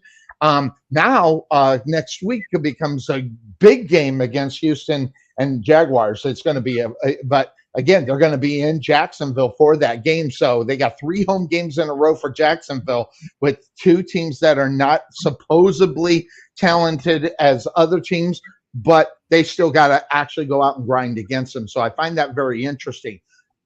So I'll go to Trey Mack. What's your take up on Houston as the Podfather taking on the Arizona Cardinals, because he's got some knowledge on the Arizona Cardinals. Why? Because the Arizona Cardinals are a tough out against the Dallas Cowboys year in and year out. Well, they don't play them year in, year out, thank God. But look, I will say this. Seems like it. I said this last week. Last week was a measuring stick game for Houston. We sat here on this show. I think we all picked Cincinnati to win, and little did we know that Houston showed them that they're there to play. And I think it was more eye-opening for someone like Sonny, who sat there and just trashed Houston the entire show, to all of a sudden go, "Oh shit, I was wrong." Sure did. He says it a little differently. But I wasn't necessarily wrong. I overlooked them just like any other football team does week in. Okay, that makes you wrong, sir. So you're welcome. Yeah. Well, I admitted I was wrong. I'm wrong on the show a lot. All right. So, look, I think we're all. I know me and Cuervo are in agreement that Houston's going to win this game because Kyler Murray coming back, a big push for Arizona, but again, that. Once again, people know how to beat Kyler Murray, okay? Kyler Murray hasn't won anything in the NFL as of yet. All right? So, and let's face it, is his heart really in Arizona? That's the other question you got to kind of ask yourself, too. Does he give a shit? Whereas Houston, they didn't imagine they'd be here right now. Right. But now they're here. Yep. And what they had to build on is momentum. And I think one thing that we got the stats and we got, what we see on TV and stuff, but what we don't really see is the momentum. We do see it, but we overlook it a lot. The momentum these teams have to the next week and where that's going to take them. Some it might backfire, some it might carry them on to the next level. I think Houston is that next level team. Are they going to go far this year? It's hard to say. Probably not. I mean, the AFC South is one for the taking, honestly. But I agree. But until we get there at the end of the year, where are we at? Week 13 right now. So we still 11. Have week 11, whatever. 11. I can't count. Anyway, and listen. What are you doing, Sonny? Week 11. What the hell are you doing? No, I'm pointing. Week 11. More to the left, sir. Okay. Anyway, he was pointing out week. All right. He's pointing out week. Yeah. Anyway, look, I think Houston wins because I think they got that momentum right now. Arizona won last week. Congratulations. You're back in that winning track that you haven't been in all year.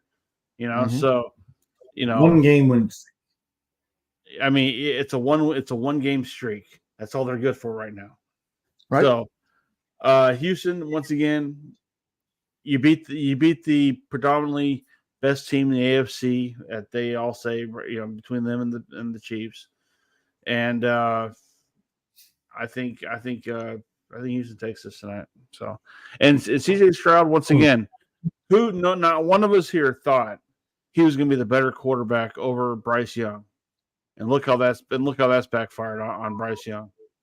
I don't know. I didn't. I'm going to go on record that I didn't have an opinion because they're both rookie quarterbacks, and say whatever you want, they still suck, and I don't care how good C.J. Stroud is. Okay, they suck. They're rookie quarterbacks. You just said he was really good this year, though, sir. Now you're saying I'm saying he's breaking the mold. Make up your mind, sir. Make up your damn mind. Sometimes they break the mold. A little bit, okay. Sometimes they break the mold. But in a general sense, rookie quarterbacks don't impress me in reality. Rookie of the year usually goes to the quarterback that is actually playing well, or it'll go to a wide receiver. This year it's going to go to C.J. Stroud because he is showing some. Now, here's what I will say. The Texans are like the Arizona Cardinals of 3 years ago and 4 years ago. You got to beat that football team. Okay, yeah. You can't just go in and think you got to actually go out and beat them. And that's what's going on. You got two of these teams that are like that, and one of them's better, and it's Houston. But for the rest of the season, if you think you're going to walk over the Texans, and I can say it, I was I'm sorry. I might have been wrong about the Houston Texans, but you got to beat them. But you got to beat them. Yeah. So, yeah. So I'm on Houston. Yeah, the only thing that Yep. No, I didn't mean to interrupt you, Sonny. What I was going to say is not to, be like, oh, I was right. The only thing I was like when the draft was going, if you remember, we do our draft show in April every year, which is always a good time. I thought I had the opinion, we can go back and watch, that Stroud was the better pick. That was my opinion. I was like, I think Carolina should take C.J. Stroud. I think he's going to be the better quarterback. Now, at what level, I didn't know, but that I can say that I kind of mentioned when the draft was going. But yeah, I mean, I think Stroud has definitely exceeded any expectation that anyone had for him. Because I mean, he's got 15 touchdowns and like 2 picks or something like that, or playing good ball. And Cuervo, this is why you can say you're on top of the Pick'em league that we got this year. Oh wait a minute! Absolutely, he's on top right now. You two, we are on top. You two, we are on top. No, sir, you're on top. I got you, bro. Watch out for the chair shot. Yeah, watch out for the chair shot. It's coming. But yeah, I'm going to go back up on this year. So except maybe one. So, all right. So, everybody on Houston? Sure. Officially? Yeah. Very good. Sonny, we're all on Houston now. Right here picking Houston. All right. Sonny, we're taking Houston. You taking Houston? Sonny. I didn't write it down, so I didn't say. So I just wanted to make sure. Up yours, and it is the Chargers taking on the Green Bay Packers in Lambeau. And you want to talk about some teams that know how to be a mirage. Oh my God, both of these teams. I don't know. I mean, Green Bay, are they going to be good? Hell, I don't know. The Chargers should be. I was listening to people. They're looking to fire this guy and give the promotion to the offensive coordinator in LA for the Chargers and bring up. Oh my God! Granted, Brandon Staley should have been fired. We talk about this all the time. He should have been fired last year. But bringing in their offensive coordinator to take over this football team now, could you imagine they lose this game? To me, I'm going to just say this.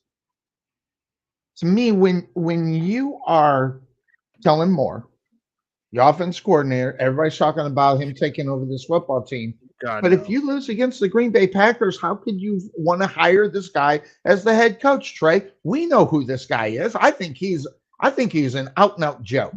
I don't know how he is sold. He sold whatever he sold to Jerry Jones to be that guy with Mike McCarthy for a few years. Now he's over in San Diego. He's able to sell what, hey, people are buying what he's selling. I wasn't going to buy it. I'd rather buy the no-name than Kellen Moore. Chargers, Green Bay. How do you think of this guy if you lose against the Green Bay Packers, which is they're not pretty good, as Kellen Moore as your head coach? If they lose this game, I've been hearing they're going to fire him. No. How do you bring more up for this thing? Here's the thing. You forget about all that. Forget about that crap. They're gonna ride their head coach until the end of the season. Okay, San Diego is. When the season's over, Belichick's gonna be free, and he'll be going to San Diego. Now, I've heard a lot. I mean, Cuervo, with the Bill Belichick talk and everything, the Chargers were not one of the teams I heard that he would be in consideration for that job. That's all I hear now. Me, if I'm Bill Belichick, I'm never going to coach again if they fire me. I mean, there's no need. You don't need to. That being said, Cuervo, I mean, you heard that. Where did you hear it? And I'm not questioning, where did you hear it? You talking to me or Cuervo? Because you're I'm talking to you. It's been all over. I've seen on different NFL sites. They're saying that he's in talk with Washington. I've seen he's in talk with San Diego. I've seen he's in talk with the Bears. So I heard that one. So I think San Diego will be the better fit. I think he likes the AFC. I think he likes to coach what he knows, and clearly the AFC is. I mean, the Browns and the Patriots have been the two teams he's been really affiliated with. I think that's where he wants to stay. I don't think he wants to because AFC football and NFC football, while it all sounds like it's kind of the same because the parity is what it's not. It's not. So I think he likes the idea of staying in the same conference, showing that he can do what he did before with a different atmosphere completely. I mean, let's face it, San Diego is not New England at all. Right. So I think this would be a different step for him. And by the way, if he goes, Kellen Moore's out. Okay? Because Kellen Moore, how he got as far as he did. Now, we can blame Jerry for it. You can blame Mike McCarthy. You can blame whoever you want to blame. The fact is, or Chapstick, or whatever. I mean, look. He got where he's at because he's probably the smartest guy in the room when it comes to keeping a job. Hey, I'll give you that. That's why Chapstick is involved. Right. Well, maybe so. But here's the thing: he ain't gonna stick around if Belichick heads that way. I don't think the Packers game is he make it or break it game that everybody's looking at right now. Okay, I think we're looking at the end of the season where they could be a 500 team by the end of the year, and then at that point you guys sit there and go, well, if you're gonna fight, I guess you can only be a 500 team, but you can be an 8 and 9, 9 and 8 team, whatever, at the end of the year, and then sit there and go, well, do you want to get rid of this coach because he's not what we think he is, and get in a coach who we know who he is, or do we stick this thing out again and see what and just roll the dice again for another year? Yeah. I think if you have an almost sure thing out there, I think you go for that sure thing, especially if you're San Diego, who right now you're not saying. I keep saying San Diego. I know it's fine. That is acceptable on this show. They're in LA, but I mean, once again, you're looking LA, Bill Belichick, big time dollars coming to our stadium to see perhaps a winning team here again. That'd be great. And once again, the Rams are decent. Chargers can be decent. That will maximize our LA crowds. So once again, winning or losing doesn't really matter in the sense of how the NFL is really played these days. It's more about how much we get for that revenue coming into our stadiums. And right now, LA, especially LA in a city that doesn't draw football at all, I think you need to have a big name coming in there. Who they currently have there is not a big name. Who they have to back him up is not a big name. But who they can get will be. And I think that's what they're going to look for. Cuervo, do you buy the Bill Belichick to San Diego? Here's what I'm going to say, and just really quick. I think he's done. He doesn't need to go to another football. Now, this guy is a glutton for punishment if he wants to go and coach another team where he's not in full control over everything. And you are a C with a little bit of pressure. I mean, why should he want to deal with that? So what do you think about Bill Belichick to the San Diego Chargers? San Diego. See, you got me doing it, Trey. The LA Chargers. Yeah, I don't see it happening either. And it's not because the Chargers are not really one of the teams that have been mentioned. I mean, I haven't heard about that. I'm not saying it's not true. I don't think he's going to – I think I agree, though. I don't think he's going to coach anywhere else. If anything, like I said before, he's going to move up in the front office somewhere, whether it's in New England or another organization that's willing to pay him. I think that's going to be the next move for Belichick. I think he's done coaching after he's done with the Patriots, and he's going to go to somebody's front office. That's my belief. All right, so let's take a look at this game. It is Love against Herbert. Two guys that are on the upswing, if you want to believe what people are saying. I have to say that I don't know if Love is going to be the one to take the step. We all thought it was going to be Justin Herbert. Well, the Los Angeles Chargers think it is, because guess what? They paid that guy the money. The money has already exchanged hands, so Herbert is going to be the guy.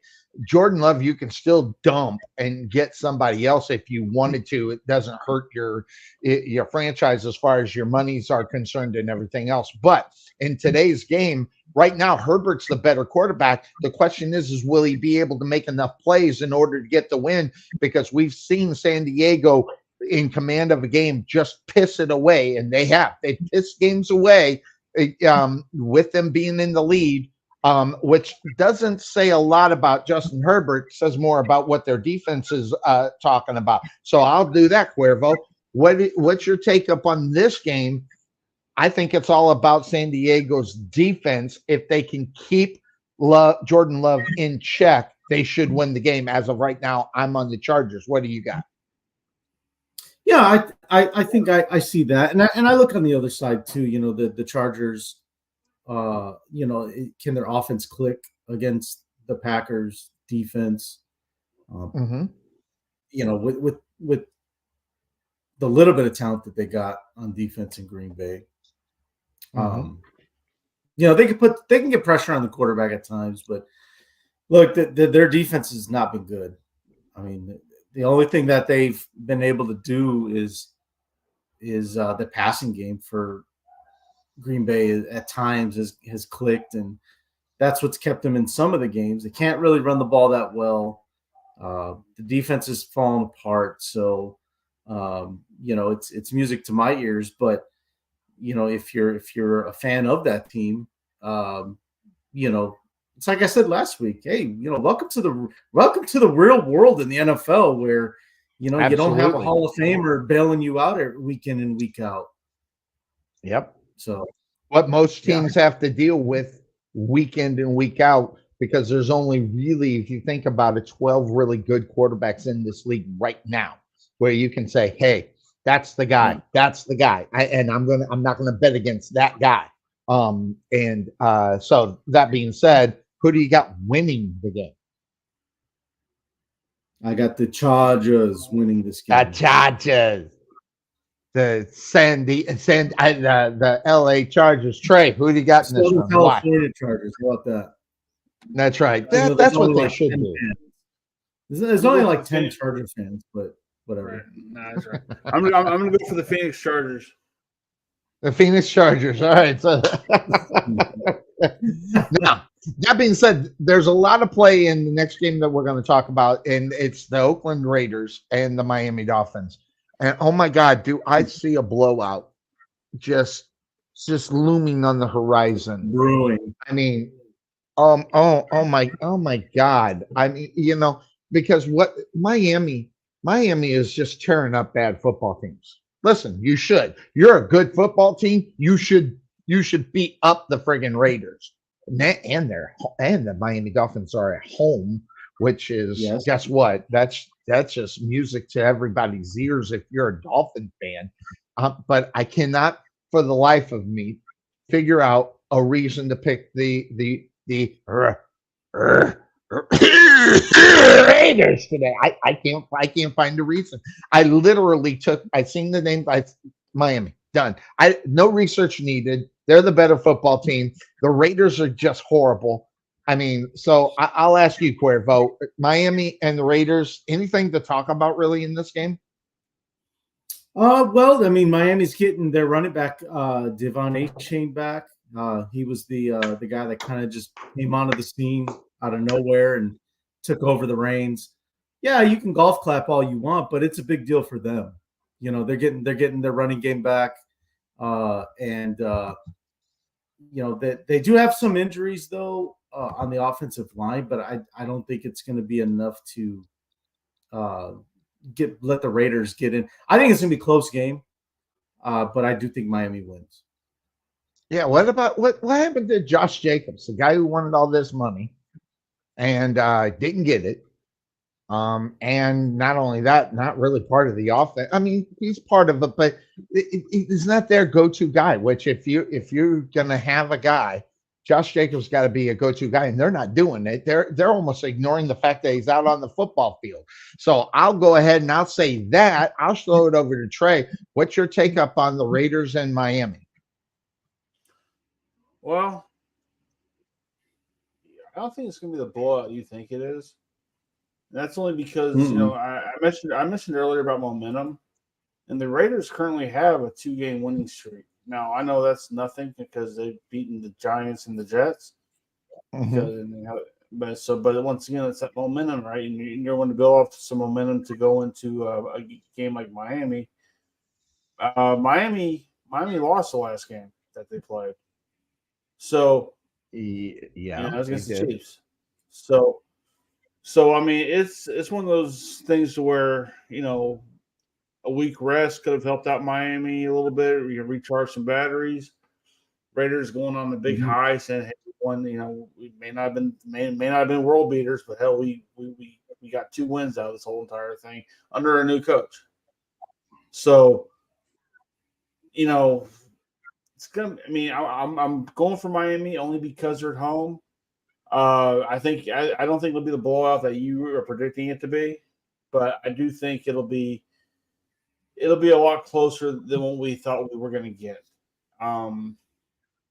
The Raider coach right now needs to be humbled a little bit with the loss. I think Miami can do that because once again, everybody can beat both New York teams. So I think this is true. That proves it with the interim coach who goes in and takes over a team. Yeah, you can beat New York teams. Yeah. So, but I think it'll be. I think once again we talk about those measuring stick games, right? Right now, Miami, not necessarily a measuring stick team, but for the Raiders, anybody outside New York is a measuring stick team. So I think if they can beat someone who doesn't have shit for the rest of their schedule, that'll really help. But it's going to be interesting because again, Raiders might got some people coming back, but then again, they're still the Raiders, and they still don't have the quarterback that they're looking for. They still don't have the team around them that they want to have going. I'm not even sure they have the coach that they want right now, but they got what they got. So give me Miami, but it's not going to be the 100-0 game that you're projecting. It's going to be a little bit closer than that, maybe 50-3. It's gonna be an unwatchable football game. Thank God we'll only see the freaking touchdowns, and that's about because this is going to be bad because they can't even figure out a way to utilize Josh Johnson in the running game. He's their guy right now. They're depending on the guy coming back at the running back to take over for him. It's a team that's kind of lost. And say whatever you want about interim coaches, okay? They come in, they usually give the booster shot until they reach out and play a decent football team, or they get the booster shot against a decent team, but that wears off in 7 days. So listen, like you said, anybody can beat any New York team right now. They are god awful. Matter of fact, I heard rumblings that Dable is on the hot seat. I don't think he should be, but I hear he is, and that's not. I just heard he hasn't proven anything this year saying that he doesn't belong on that seat because he does. I think he should stay, but knee jerk. I mean, look. He has done nothing to turn that team around this year. Okay? This year, yes. And I mean, once again, you can be great one year and shit the next. What we're going to remember the last thing you did. And right now, the last thing he's done right now is what we're seeing currently. That's probably why I'm hearing the hot seat talk. Now I don't know if Cuervo's heard the hot seat. I've just heard that he's beginning to get griddle marks on his ass right now. And for Dable? for Dable. Yeah, I've been hearing a little bit about him. Because hear more in the fact that they got Dable in reality to help their quarterback situation. Now we already see the quarterback position in without Dable in Buffalo right now. We're seeing it. We're seeing a guy that you take away the pacifier or the blanket, and guess what? Now we're getting Josh Allen, maybe not being the Josh Allen that we expected. His security blanket is gone. He's in New York now. So, because 2 years ago, we're talking about Josh Allen taking this football team to the Super Bowl. I'm telling you right now, without Dable, it's not happening right now. We see it. Now he's over here. Dable is unable to get what he had got the excitement of Josh Allen to their quarterback situation right now. So that's why we're hearing hot seat talk, because of not necessarily he can't do it. It's how they're losing football games right now. They're getting pounded. I mean, listen, the Dallas Cowboys, what was the number? 84 to 15 in 2 games. No, I mean, it's like 80. Yeah, 82 to 17. Yeah, ridiculous, stupid numbers, getting your ass blown out by the Dallas Cowboys. Now, listen, I think the Dallas Cowboys are a mirage. Listen. I want to love for Dak Prescott, because I got love for Dak Prescott. I want him to be successful. I just don't think it's going to be here in Dallas. I think it will be somewhere else. But that being said, I mean, if Dak Prescott can whip your ass all over the football field, what does that mean to you? Mean to what's going on? I mean, and listen, the Giants got a dogfight today in Washington to try to go and win. But as far as where these guys are right now with Dable, I mean, Cuervo, do you think Dable is going to last too many more years in New York?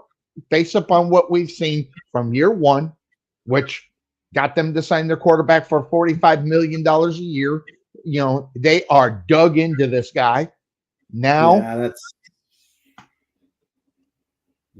that's what did him in. I think if I think it did too. But I think Daboll is safe for this year, but then next year I think is when you start to put him on the seats warm going into the season, right? Depending on how this year ends with Danny DeVito at quarterback. By the way, even though they got the shit kicked out of him, I was really impressed with Tommy DeVito, because he hung in there. I mean, to his credit, he hung in there. He knew it was a losing cause, and he showed he can play. He has no one around him.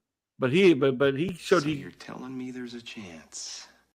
No, I'm not saying that. I'm just saying he definitely showed some skills out there. Now, was it enough? Clearly not. But yeah. Playoffs? Don't talk about playoffs. You kidding me? Playoffs? I just hope you just want to hit buttons, don't you? You can be I just crazy. Hey! I got them back. They're back. Hey, but by the way, what game were we on? I don't know, but I got to go here. I got to go in about 5 minutes. So, all right, we're on Chargers Packers. Then we went to Chargers Green Bay. Chargers Green Bay, and then we went to I guess Giants Commanders. Giants Commanders. Giants Commanders. I mean, dogfight. This is going to be a dogfight, regardless if Danny DeVito's a quarterback or not. All right. So, or even for that matters. CJ Howell leads the league in passing. I mean, no one expected that, and I'm just going to say it. Howell's going to save Chico's job. I'm going to tell you right now, because they don't know what they're going to get with Howell. And Chico's been there the whole time, and Chico's going to save his job yet again. He's like John Harbaugh. I swear to God, he's just like John Harbaugh. Or are they going to get rid of Chico? What do you think? Yeah, they're going to get rid of Chico. Listen, new ownership. They want their people in. right? It's literally that simple. It's new ownership. They want their guy as at the coach. They may even get a new general manager. Probably John Harbaugh. Well, we don't know yet. Well, no. Here's the better question: who's their general manager to run the ship? That's what they're going to figure out first, and then the general manager will decide who the coach is. Which I think, don't be surprised if Eric Bieniemy gets a shot at being the head coach of this football team. Would be a bad. You think that's their answer? You think that's the guy they want? I mean, granted, listen, you can't argue with the resume, right? I mean, you can sit there and try to argue with the resume all day long. It's whether or not you're going to take that guy. Was he really a part of it? Or was that my favorite word lately is mirage? Because guess what? Eric Bieniemy wasn't the offensive coordinator of that football team last year. I'm just telling you right now, that being the Chiefs. Neither is Matt Nagy now. Neither is Matt Nagy right now in Kansas City. Everybody knows that Andy Reid is the play caller over there. All right. Yes.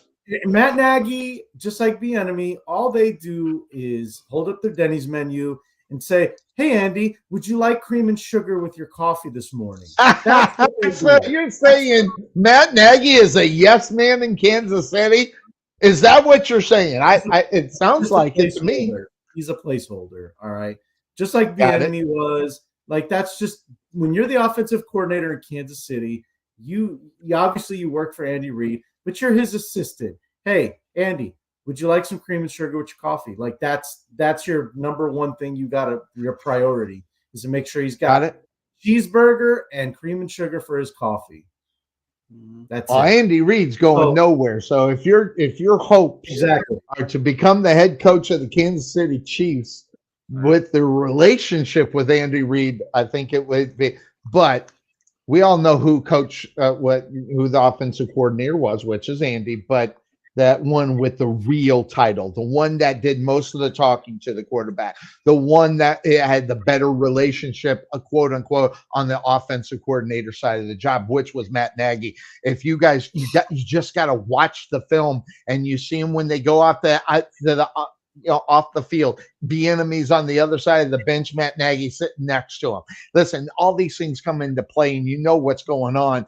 And granted, he may be just delivering the message from Andy Reid, but Andy Reid's giving the message to Matt Nagy. So that's where all that came from. That in this game, how strong his mind is. Number one in yards this season. He's doing what he's doing. The Giants suck. It's just you got to just put it out there. So I'll put it to I'm going to go Washington officially. Who are you guys on in this game? Now we kind of teetered with it. No one gave me their real prediction. Trey Mack. So who are you on in this one? Well, last time they played, the Giants actually won that game, and that pissed me off because I had picked Washington to win. Mm-hmm. So do I take the chance to pull for the Giants for this one, knowing how bad they are, and knowing? So I'm clicking over to my Yahoo Sports thing here for my bragging picks. Who do you initially have picked? Okay, I initially have picked because they're playing in Washington. I have the Commanders. Okay. So is that going to be your final? Well, if you shut up, I'll answer your fucking final answer. All right, Jesus, you just like to hear the sound of your own voice, don't you? Jesus Christ. Anyway, I'm looking at this and I'm going, do I make that switch over to New York right now, or do I stay in Washington? I need a coin. No, I don't. No, I don't. No, I'll stay with Washington because I think they got more momentum. Once again, they're going. They're playing Thanksgiving against Cowboys, so yes, they got the same scenario that the Cowboys got. Do you get ahead early then bench your starters for the next game or what? So, I don't know. Damn, boy, it's amazing both Dallas and Washington both have shit teams this week. But Yeah, you know what? Give me Washington. I'm going to keep my pick there. I don't trust All the right, Jets. Cuervo. All right, Cuervo. Washington and New York. Who's your official and why? I'm picking Washington. But just real quick on the whole coach thing again. It's going to be interesting to see who they go with, or because there's a lot of influence in that ownership now in Washington. It's not just there's one guy that has majority ownership, but it's literally a panel of owners in Washington. So it's going to be really really interesting to see how they choose their coach for next year. Definitely. Who you got in this game? Watch Joe Gibbs come back. Washington. Okay. Listen to your show, sir. Listen to your show. Yeah. Hey.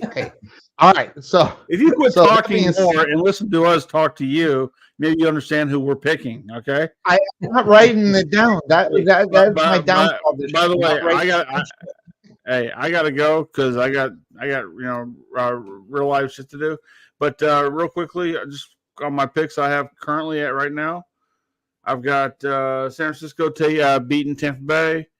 I've got Buffalo somehow, some way destroying the Jets. I've got Seattle beating the Rams. I've got Minnesota beating Denver. That game might get switched later. We'll see. And then Kansas City, I got them beating Philadelphia because they're playing in Kansas City. Gotcha. Good set of insight there as far as the games. I'm disagreeing with you on a few, so I'm either going to do really well or really bad. This is why me and Cuervo are on top of the heap. We're tag teaming it up here. High five, buddy. And then you know what? While we're doing this, we're sitting there and looking at people like you, Sonny, who just in other words, looking for the chair to slam it in the back of Cuervo. I hear it. I would never do that to Cuervo, even though he's. You would never. Never. I mean, I like Cuervo. I mean, for a little I got to know him, I like him more than you. And I mean, I know that. Have a good day. So you have a good one, sir. Once again, say hi to your wife. You definitely outkicked your coverage. And Sunday, the hell with you, you Auburn Santa. You didn't pick Buffalo. You didn't pick the Broncos. So there you go. You're not on good side with. I said I might change that pick because here's the thing. Here's the thing. Minnesota's looked really good. I mean, Dobbs, who I know what he can do when he's got players around him. Dobbs can play, and I think that's going to really help out that team right now. But it is a Vikings, so good luck with all that. Vikings, yeah. All right, have fun, guys. Always good to see you. Be good. He is the Podfather, joining us week in and week out here on the Couch Potato Sports Show. That being said, his picks for the rest of the games got me worried. Except one. I'm not buying into one of them. But that being said, let's go down a few spots and talk about the Buffalo Bills and the Jets. I mean, I don't have a lot to say about it because the Jets are the Jets. They have their problems, obviously, quarterback position. But Buffalo, they also got their problems at the quarterback position. You want to talk about a team that is trap game? I labeled this one. This is a trap game for Buffalo because they should be better than what we've been seeing from the last 5 weeks from them. Okay, and what a way to jumpstart it to get back to the people believing on who they are is you get the Jets. Okay, all right. This is not really a home game because Buffalo's not very far from New York. New York Jet fans will travel. So it's but Buffalo is a home. I mean, I'm on Buffalo just because if you look at paper, they're the better football team. And the fact is we cannot get a consistent in and out, week in, week out with the Jets. They just every once in a while show up and win. So that's where I'm looking at. And I'm worried about my pick. I am going to go Buffalo. They are on paper the better football team. In reality, the question is will they get it done at home, or will the Jets come out and sneak one and steal one from underneath a football team who's not playing up to par right now? Yeah, I mean that's the question, right? I mean, it's like I think that the team represents the play of Zach Wilson, their quarterback. very inconsistent. One day Yes. he's playing well. The next week he comes out and he lays an egg, and then you Yes. remember who he really is, or whatever the case may be. So, it's like which Zach Wilson is going to show up later on for the Jets, and that's going to let you know who could win this game. I just think Right. Buffalo. I think for Buffalo, I don't want to say that Ken Dorsey was the problem, the offensive coordinator, but I am going to be interested to see how the game plan changes with him gone now. How does that affect Josh Allen? Because maybe they didn't see eye to eye, and that's why he was struggling so bad, or maybe it was just a Josh Allen problem, and it wasn't really Dorsey that was calling bad plays, and it's just Allen. I think Allen. That's what I think it was. Maybe Allen has that gunslinger mentality now that he can get the ball anywhere he wants. He can put it wherever he wants. He can, like a Brett Favre. But let's not forget, as much as people love Brett Favre, when he ended his career, and I think he still holds the record for interceptions. Most interceptions. So there's a price to be paid when you want to play that gunslinger type quarterback, role. It's a lot of risk. There's reward there, but there's a lot of risk too.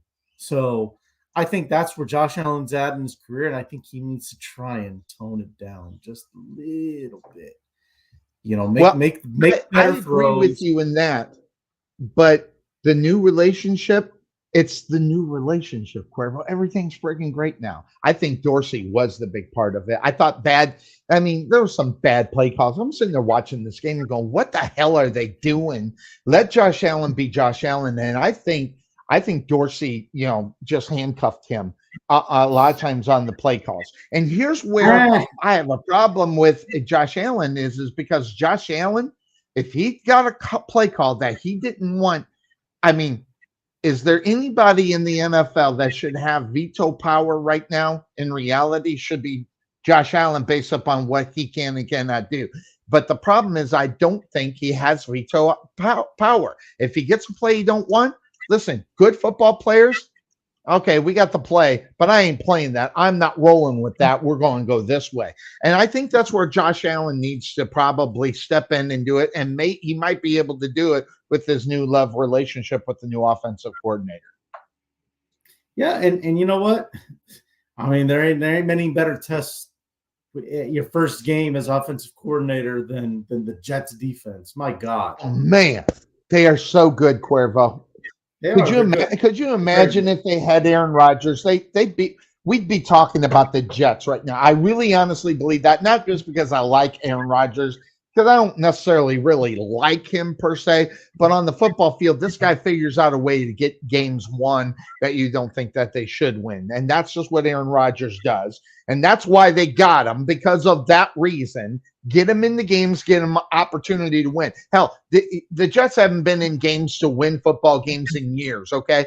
You get an Aaron Rodgers, keep it close with a good defense, you got an opportunity to win, and maybe within this division, because let's be honest, the AFC East is not anything to write home to mama about right now, except maybe Miami, but they got to win against good football teams. Outside of that, it's up for grabs. And this is the opportunity for, and obviously, division game. This is where you go out and you prove your dominance within your division. Great division game week this week.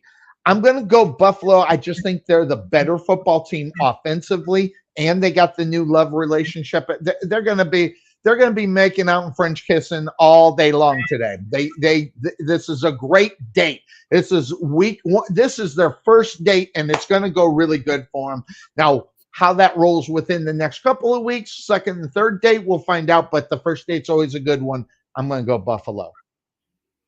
Oh, if they start French kissing, Sonny, I don't want to see any. I don't need to see any. But yeah, I who is the new offensive coordinator? God, we're talking. I don't know. I don't even care. I don't know who it is. It matters. It matters because why does it matter? Because it didn't. And just let me interject. When you get rid of your offensive coordinator in week number 11, okay, all right, a new person, regardless if they're part of the regime or not, when you make that switch at week 11, I think what that says is that, well, the new offensive coordinator is Josh Allen. No, I disagree. Joe Brady, which we know that name. We do. Carolina. Listen, he was in Carolina back in the day. And listen, same type of quarterback, right? You think about this. In reality, maybe Josh Allen's more of a quarterback than one Cam Newton was. And I just said it. He's Sonny Clark 24 at gmail.com. All right. I think Josh Allen's better than Cam Newton has ever been. And yes, I know where Cam Newton went. He went to the Super Bowl, but I don't care. I think Josh Allen is a better talent than Cam Newton. Yeah, I said it, Brian Tarvin. And so you do get that little bit of love there as far as what the quarterbacks can do. But what I think you get there is you get conversation back and forth more so than with Dorsey. I think Dorsey laid down the long. I think you get more talk back and forth now than you ever had in reality. Yeah, I think this is going to be a good thing. Now that I know who the OC is for Buffalo, I think this is going to be a good thing for them. I think Brady's going to really just step in there and make this offense look a lot better than it has, with Dorsey, with the job that he did. So that being said, I like Buffalo. Yep. And I think Buffalo's I think they're going to beat them pretty good. I think they are too. Because the defense is going to be out on the football field long. Say whatever you want about Buffalo, that defense shows up, sometimes. And I think this is a week that it shows up because everybody's got a love relationship right now everywhere because of it's amazing how the replacement or firing of one guy can change a football team in reality in the next week. We talk about that a lot on this show. When there's look at the Raiders. Look what happened. Boom.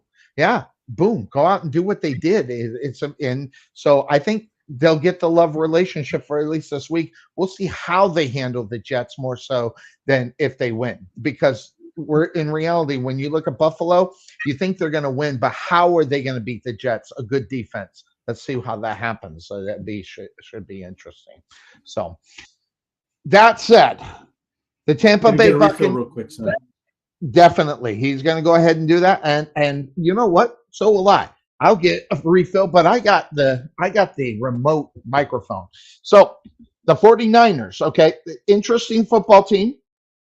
Are they good? Some people don't think they're good, even after the shellacking that the Jacksonville Jaguars gave them. Okay. So that being said, San Francisco gets Tampa Bay today.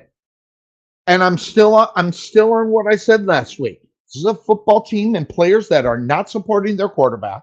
Although you're seeing what this guy can do. Listen, and the talks this week are about, are they going to extend Baker Mayfield? And let me tell you something. I think they should. Now, I'm not going to go on record and say that Baker Mayfield is the best quarterback in this league, because he's not. We all know that. But for Tampa Bay, could he be? There's no question he could be. The question is will he be? The question is where is the franchise in their thinking at the quarterback position right now? Now, you can sit here and say they don't know where they're going to go. And that might be the problem, because I really honestly believe that when you are talking Baker Mayfield, you got to do two things for Baker. And one of them is his fault per se, but it's not the overall problem.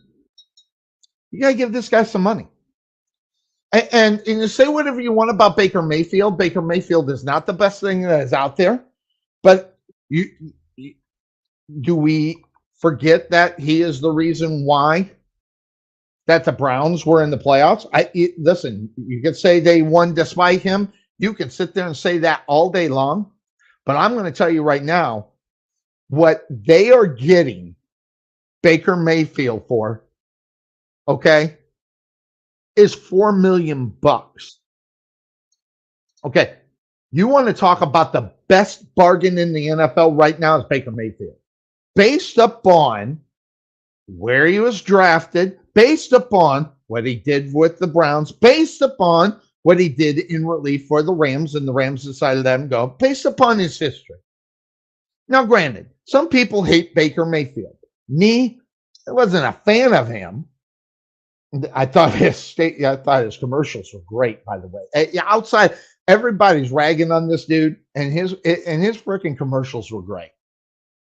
So the fact that he was able to get around that part of it, okay, and still get that team to where they are, and I'm just gonna say it, the Browns disrespected this guy. Now, granted, was he asking for a lot? Yes. Could he be taken less? Probably would have, but it was never offered, and that's where the problem came from, and that's where Baker Mayfield.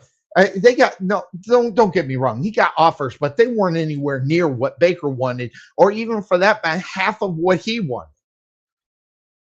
So what does he have to do? He has to take $4 million to play and be the starter for the Tampa Bay Buccaneers. Now he's on a 2-year deal worth $8.5 million, which is the steal.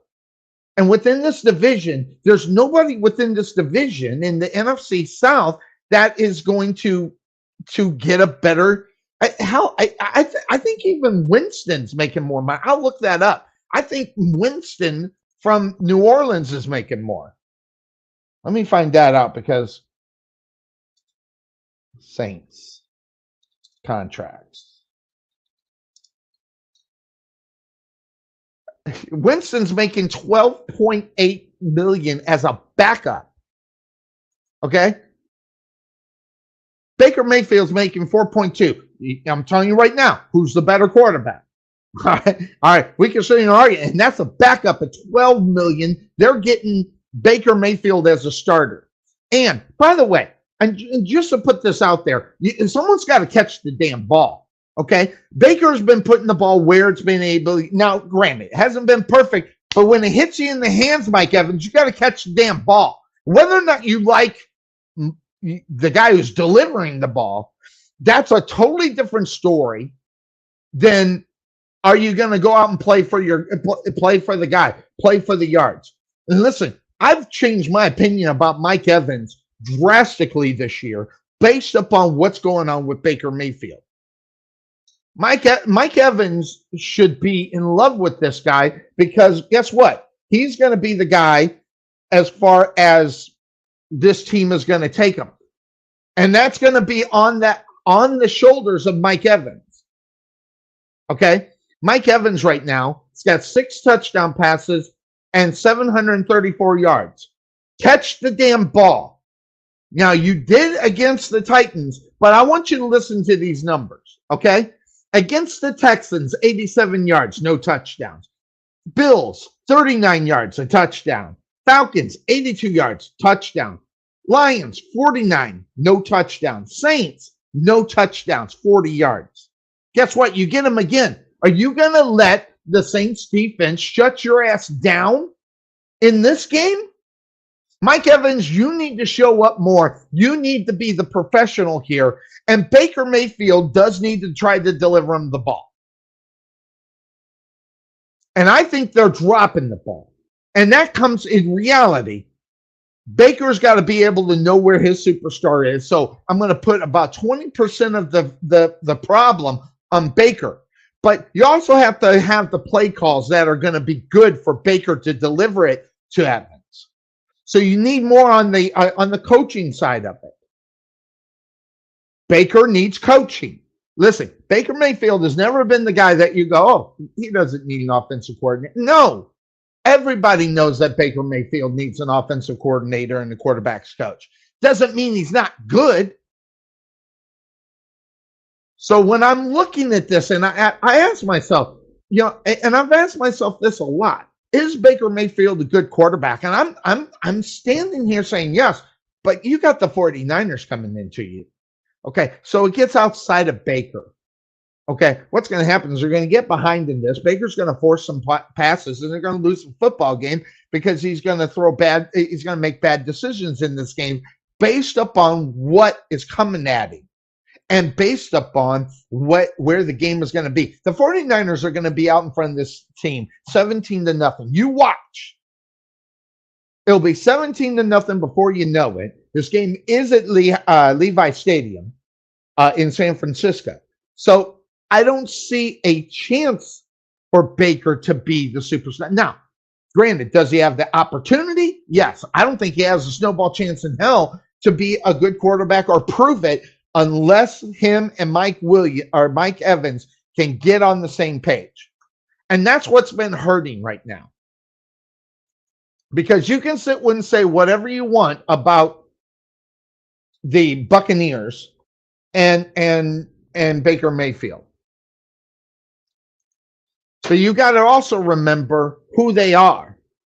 When you got Chris Godwin on the other side, okay? And then you got, they're lacking at the tight end position. But I'm going to tell you right now, if they don't put this thing together with Godwin and Evans, with Baker, I don't know what it is.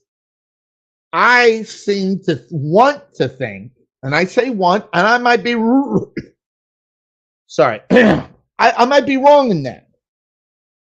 But Baker's going to have to deliver the ball. And if he's looking at Evans and Godwin equally, that's where he needs. But what he needs to do is find a third and fourth wide receiver when they might be covered up. Okay, and defenses are not afraid of Mike Evans. Look at what happened against New Orleans. But this is a different football team. This is the 49ers. This is a 49er football team that's trying to make the playoffs. This is a 49er football team that wants to make it to the NFC Championship game. And guess what? They did what they should have done to the Jacksonville Jaguars last week, which is beat the holy piss out of them. Okay, to say, don't mess with us. It was a statement game last week for the 49ers. Guess what? They get another chance to make that statement, and they're just going to kick the shit out of them. And that's the problem. And that's because it's not because of Baker Mayfield. And you could sit here and argue it all day long. This team is not supporting this guy at the quarterback position.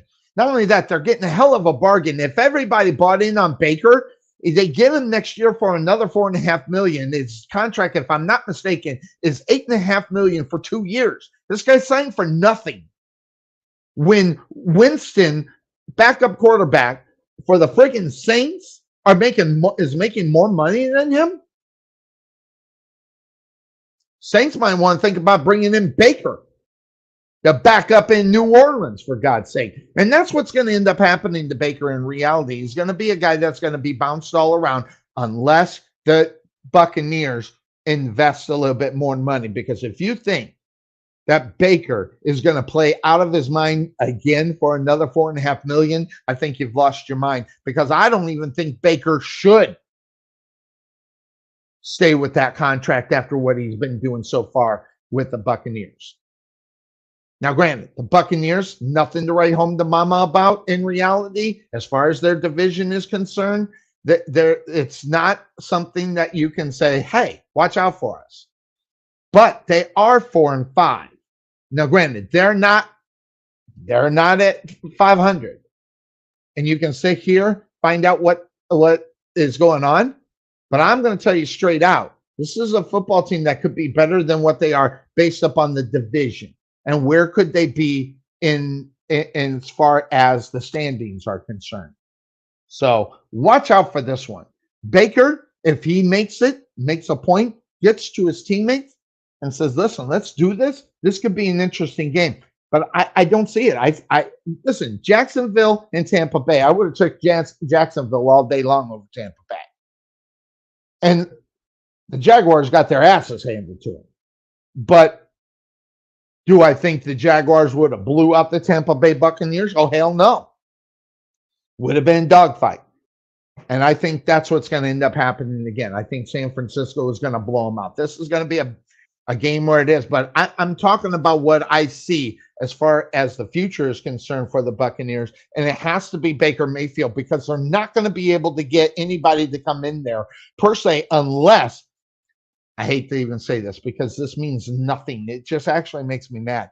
They need to get Godwin. They need to get Evans in a room and say, listen, we got these guys. Who do you want? Because let's be honest, Baker Mayfield is not going to be necessarily your guy if moving forward unless you sign him, and you're going to sign him big. Whether or not they're going to sign him big is going to be the question. I don't think that's going to happen. So they're going to have to bring in a guy. Godwin and Evans got to get on the same page because right now there's no chemistry in Tampa Bay. I don't know if it's possible for it to come. Got two guys that should be tearing up the NFL right now, and they're not. Now, granted, 750 yards for Mike Evans, wonderful, but really in reality, I think you want more from a Mike Evans week in and week out. Chris Godwin, let me pull that up because I thought I knew it, and I just want to make sure that I have the stats on him. All right, so Chris Godwin, 522 yards and a touchdown. Okay, listen, you're a superstar. This guy's a step-up number 2 on any football on this football team. He could be a number 1 on any other if he gets his head involved with the game. And that's where I'm worried about Mike Evans and Godwin mentally. I don't think they're there. I don't think they believe in Baker, and that is the reason why they are. Now, are the San Francisco 49ers going to blow them out? Yeah. Will that also create more problems for Baker? Oh, absolutely. I think this is a game where Baker Mayfield actually has to show up and he doesn't need to win the game, but they need to offensively put some points up on the board. And I don't know if they're capable of doing it, Cuervo, as Buffalo or as the 49ers. They believe in all parts of the football team. They go out and get Chase Young. They have that. It looks pretty good. You got a team that's backing their quarterback in Tampa Bay when you got Chris Godwin and Mike Evans, who should be blowing the roof off of the NFL. I don't think they're buying into the Baker Mayfield experiment. What do you think when you look at that game as far as Baker and the Tampa Bay Buccaneers taking on the 49ers? Yeah, I don't think it's a Baker problem, Sonny. I don't think it's about buying into Baker. I think it's about the offensive line is depleted compared to what we saw a couple of years ago. Right? True. I mean, they had a couple guys. They had one guy retire. I think somebody went on IR this year. So, the offensive line that we saw with the Brady Bucks is different from the Baker Bucks. So, and on top of that, the running game is not that great. It's not existent. No disrespect to Rashard White. He ain't no Leonard Fournette. I agree. He's not what they had a couple years ago. So, with that being said, I think it's not a Baker issue. It's just a issue of offensive line is banged up, no run game. They need to go get them, go draft them a running back, next year or something. But as far as the game, I like San Francisco. I think they have no problem today against Tampa. Yeah, they're at home. They bitch slap them. Yeah, I think so. I'm with you on that. That one I can get on board with is, bitch slapping. Well, look what they did to Jacksonville last week in Jacksonville. They bitch slapped them all over the football field. I mean, it was an embarrassment. Me as a Jaguar fan, I told you, Cuervo, that was going to happen. I told you what was going to happen in that football game because the Jaguars are who they are. Now, Tampa Bay, you want to talk about a team that has zero identity? That's the Tampa Bay Buccaneers. And they should be tearing the meat from the bone in reality. When you got Chris Godwin and you have Mike Evans, I mean, Baker can deliver the ball, but you're right. Where they're losing games is on the offensive line that can't protect Baker for 3 to 4 seconds. And that's where the problem is always going to be. And I don't know if you heard it, but you know how much they're paying Baker Mayfield to play football this year? What is it, like 8 million, 10 million? $4.5 million. It's 8 million. 4.5 million. It's 4.5 for 2 years. You know who makes more money than him? Winston. The backup quarterback makes 12. Winston makes 12 million a year. To be the backup. Backing up. And he's a backup, and he's probably next when they come out there on the bye, I don't see him even starting next week. And the guy's popping 12 million in his pocketbook. And Baker depends on how much longer Derek Carr is out.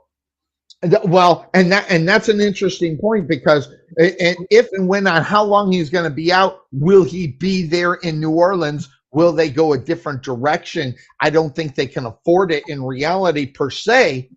But I'm going to tell you right now, if I'm New Orleans, I'm calling over to get Baker. Back him up. Get rid of this Winston at $12.5 million. I could get Baker for $6 or $7 million to back up Derek Carr. Not this year. I mean, you want not this year, but I'm talking next year.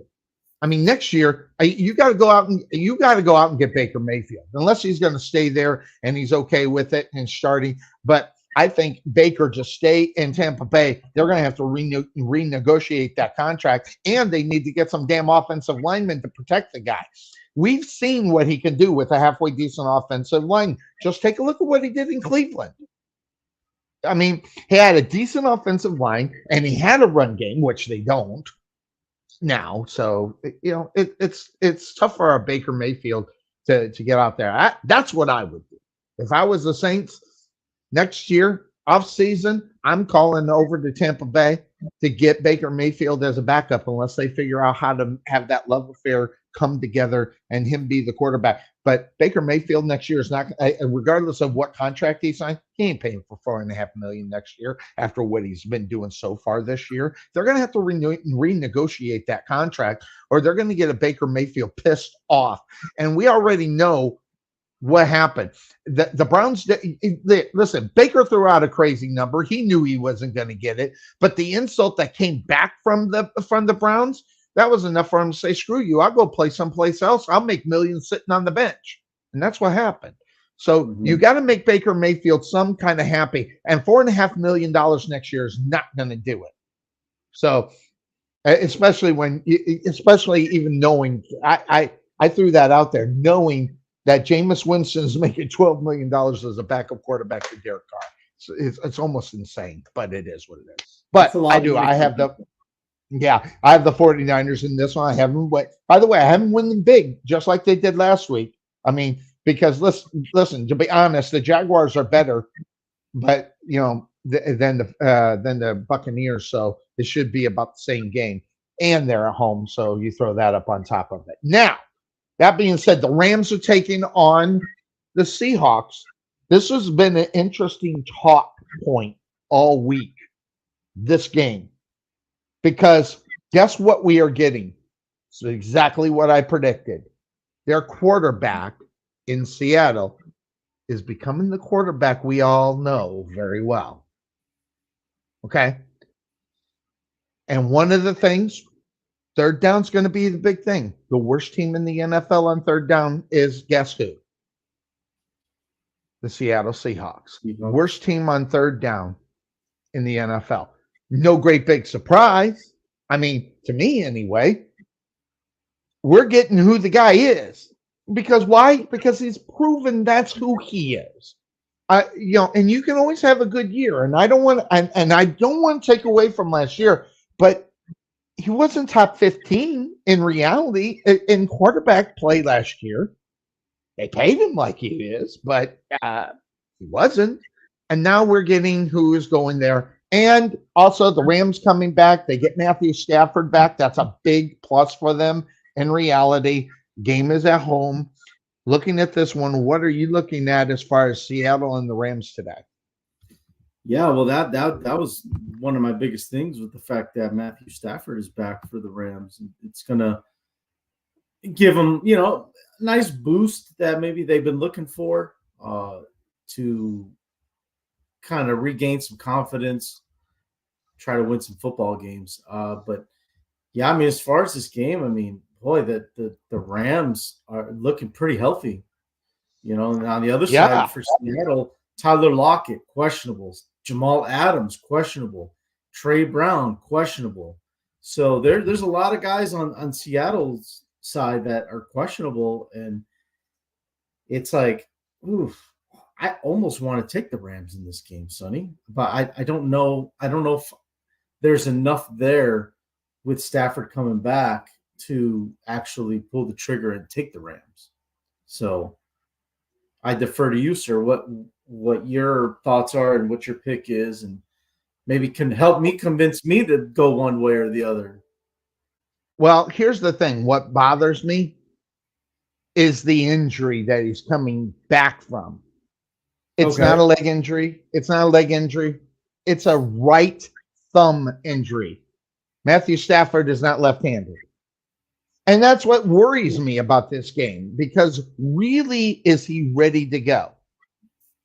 And if you're not gripping the ball and getting a hold of the ball, and you're Matthew Stafford, which, by the way, does know how to throw downfield, you're not going to get that from him today. I don't think we're going to see a lot of it today. I think that injury has got to get worked on. And I don't mean medically. I mean game-wise. Okay? I don't know how he hurt that right thumb. It had to be a helmet incident, or he landed on it when he was going down and he hurt himself. I don't know how he hurt it, but how he's going to grip the ball is going to be a big point of this game. And yes, I'm grasping at a reason why not to take the Rams, because I'm going to say, when you get Matthew Stafford back starting for your football team, I want to think that he can be 100% holding that football. I don't know if he will be. The only problem is I know who the quarterback is for the Seattle Seahawks. Okay. And just to be all honest, I mean, this is a football team, as far as the Seahawks are concerned, they need this game. And I don't know if they can win a game that they need, Cuervo. I mean, this is a division game, all-important division game. And if you are the Seahawks, who are trying to become that mainstay with your current quarterback, you got to go out there and make plays. But I think missing Tyler Lockett, is he completely out, by the way? Is Lockett completely out of that game? No, he's questionable. See, and that bothers me too, not knowing that he's 100%, but it's a hammy. So are we going to get the speed of this guy? Tyler Lockett's a quick dude. But is he a quick dude with a hammy? Very quick. Yeah, well, So there's we know so the answer many to that, right? We've talked about bad hammies on this show for years. Yep. Bad hammies. When you have a hammy, you go down 30% minimum. And you can sit there and argue with it all day. Hell, it might even be 65 for God's sake. But because you got to develop that trust, not just in practice, in reality, when it comes to the hammy.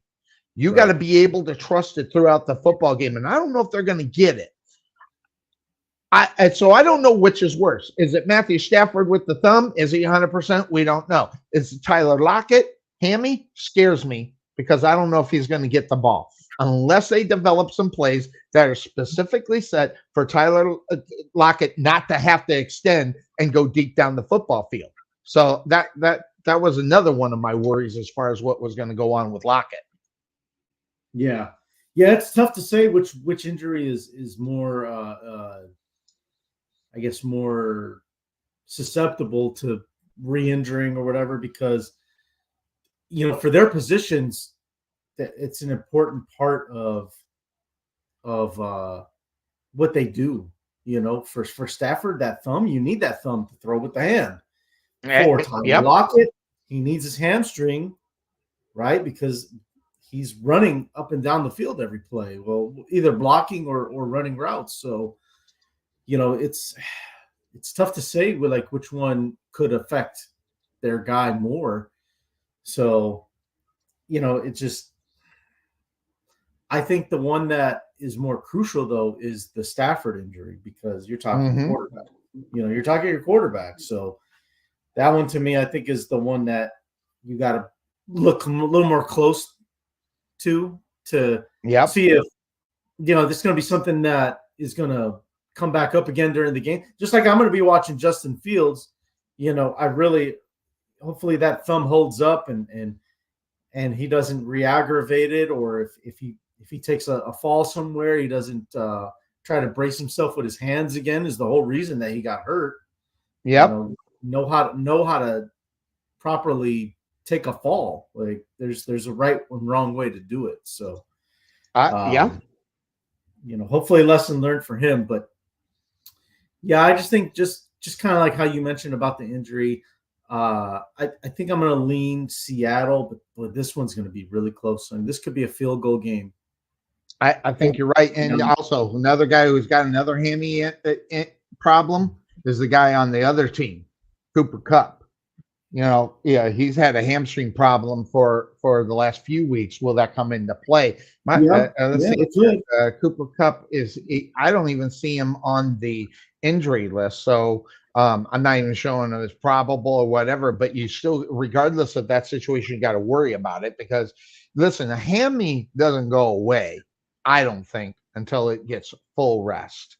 And no, 3 or 4 weeks being out for a hammy is not full rest. Okay. I'm talking off season, full rest hammy. So you got to watch out for that. So where Cooper Kupp is, as far as that is concerned, it is, I think I want to go with the fact that depending on the injury and what's going on with Matthew Stafford, having Matthew Stafford just turns this game completely around. And as far as what expectations could be, I know what the expectations would be with a backup quarterback, but I know the expectations with Matthew Stafford is a little bit higher. You still got the turnover machine that this guy can be, but he's still the better quarterback.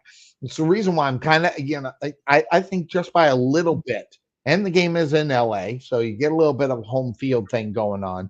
So I think I'm going to go on the other side, and I'm going to take the Rams as far as this game is concerned. I think it could be a great game. I think, and I'm glad this one's actually in the afternoon because we're going to see a lot of it in reality. So looking at that game, it could be huge. So you're going to go Seattle. I'm going to go to the Rams. So we already, I forgot Trey. I think Trey said he was going to take Seattle. So I'm on the other side of him. I was only on the one side of him. And that was Sunday Night Football, which, by the way, guess what? How about Dobbs going in and doing what he has done? Now he's going to go to Sunday Night Football, and people are going to get a chance to see him. And imagine if it was Cooper Kupp, or not Cooper Kupp. Imagine if it was Kirk Cousins. We know what he is in prime time, which is not prime at all. So you get a totally different quarterback in prime time with Josh Dobbs at the quarterback position and taking on the Broncos, who we don't know who they really are. Or do we, Cuervo? And I guess that's the question. Do we know who the Broncos really are right now? I mean, based upon the last few weeks have been, hey, say whatever you want. They've been winning football games. I don't know if that's good, bad, or indifferent, how they're doing it, good, bad, or indifferent. Is there conflict on how they're winning those football games? That's going to be a big question. And they go into prime time going up against a team. In reality, if you think about it, okay, they should beat. I mean, you say whatever you want. They got the better coaching staff. They got the better quarterback. They got the better wide receivers. They got the better the defense. Maybe the defense for Minnesota is really, really good. So, and that's going to be the big question. How is Russell Wilson going to handle the defense that's going to be coming from the Minnesota Vikings? Very carefully, Sonny. That's how he's going to handle it, because he's going to need to be very careful and not allow himself to get, beat up in the backfield. So, yes, I think, you mentioned like who are the Broncos? Are we seeing who they are? I don't think yet. Just because. So it sounds like you think that they're going to get better, is what it's kind of. Well, look. Say what you want about Sean Payton. I know that it kind of went downhill towards the end of his time in New Orleans, but when he took over that team in back in 2006 or whatever it was. You see how It fast wasn't instantaneous. you see how fast they got good, and they were in a Super Bowl in 3 years. So I don't know if that's going to happen with this Denver Bronco team, but the point is Sean Payton has proven that he can take a team and improve it, and he reached the highest level in New Orleans. Yep. So could he do that with Denver? We'll see, but I definitely expect more improvement from this Bronco team, whether it's this year or next year, just because Peyton has shown that he can do it. He can take a team and build it up and start winning. Convincingly, too. The way it's one thing to win football games, Cuervo. It's another to kind of do it, and put the hammer down on some football teams. They beat Buffalo, which listen. I'm gonna tell you right now, that game was close. I mean, that 2.5 for Denver got you some, got you some money in reality. But last week they win by 2. Against supposedly, if you want to call it a good football team, Cuervo, you can sit and argue whether or not Buffalo is good or not, okay? And it would be a good argument. But you go back to what did they do the week before that? That's what I'm looking at.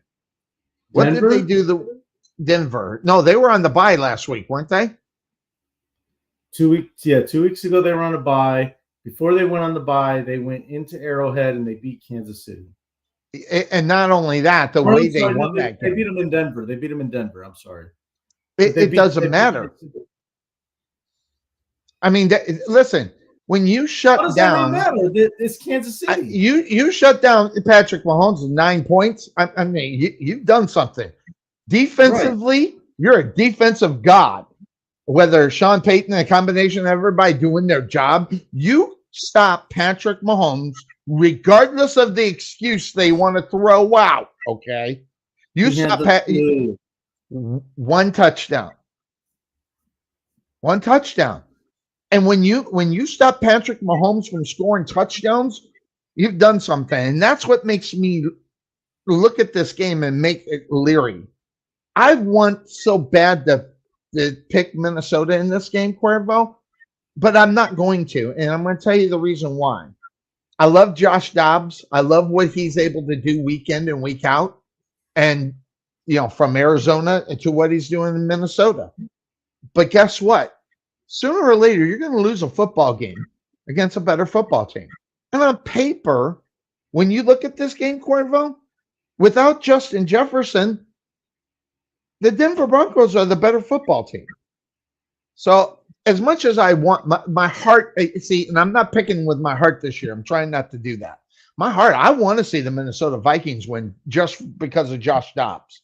I want to see them become the savior of that football team, and I'd love to see the Minnesota Vikings in the playoffs with Dobbs at the quarterback position. I'd love to see that. I don't know if we're going to get it, but I don't think we're going to get it this week. I don't think. And listen, the Broncos are a good football team with their coach. You're going to have to slap a little respect up on that Denver Bronco name this week. So, unlike Trey Mack, who's on the Minnesota Vikings, if I remember correctly what he said, I'm going to go with Denver. I'm going with your wife's team this week. So I get to be your friend for at least 7 more days. Yeah, she wasn't too happy with you last week. No, she wasn't. And by the way, she sent me a message to rub it in, and I did get the message. Okay. I'll make sure she knows that. I did get the message. Yeah. I'm on your wife's Broncos this week. So are you going to be in the doghouse? Are you looking at Minnesota? Do you think Minnesota can win this game? I think they could. I look at the matchup of Denver's offense against, no, other way around. Denver's defense against Minnesota's offense. Right. That to me, because I don't know. I just don't know how well Denver's going to be able to move the ball. But I think the defense could be both defenses could be the difference. Can one of these teams make a play on defense? Turnover. Who's going to get a turnover? Who's going to get a defensive touchdown? Because I just think for both offenses, they're going to have a hard time moving the ball. And this whole Denver's defense stopping the run and all that. That's all because of one game. That's why they're statistically the worst in the league right now, all because of that one game in Miami. So you take that game away, and Denver's they're not bad at all on defense, especially stopping the run. So to me, that it's a little skewed, that number, but the number is what it is. So I think Denver's going to have a plan to get to Dobbs, and it's going to be on Dobbs to figure a way out how to get away from the blitz packages and all that stuff that they're going to throw at him. And which, by the way, he can do. I mean, we've seen. That's all he was doing in Arizona, and he was somewhat successful in Arizona. Yeah. No, you're right, and shame on Arizona for not giving Dobbs more of a chance to be the quarterback of that team. But fully agree. Oh well, you know what? What's done is done. He's a Viking now, and I think the Vikings, they reap the reward of that trade. I tell you.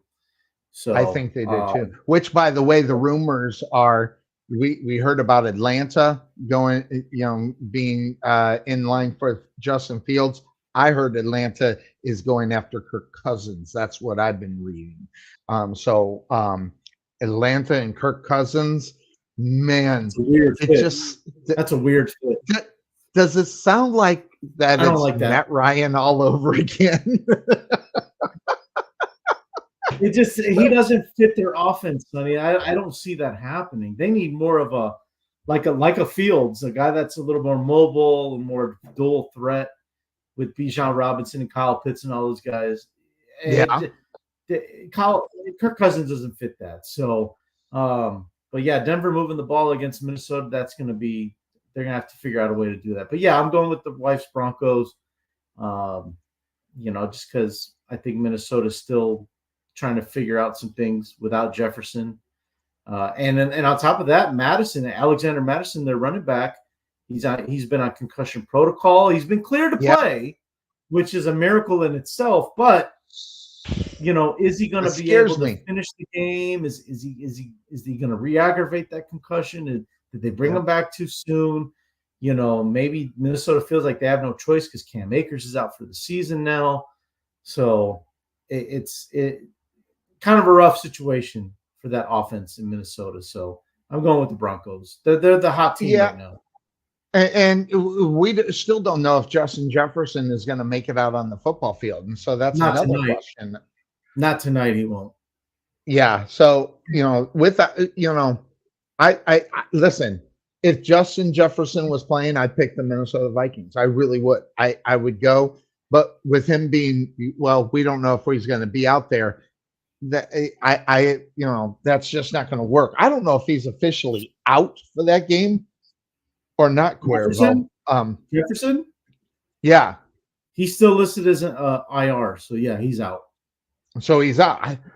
So that's another thing. He doesn't have a weapon. But you want to talk? Hey, Dobbs has been finding guys. Listen, when you lose Justin Jefferson and you win football games, that means you're finding other people. And Josh Dobbs right now, without having Justin Jefferson out on the football field, he doesn't have any motivation to go to one guy compared to the next.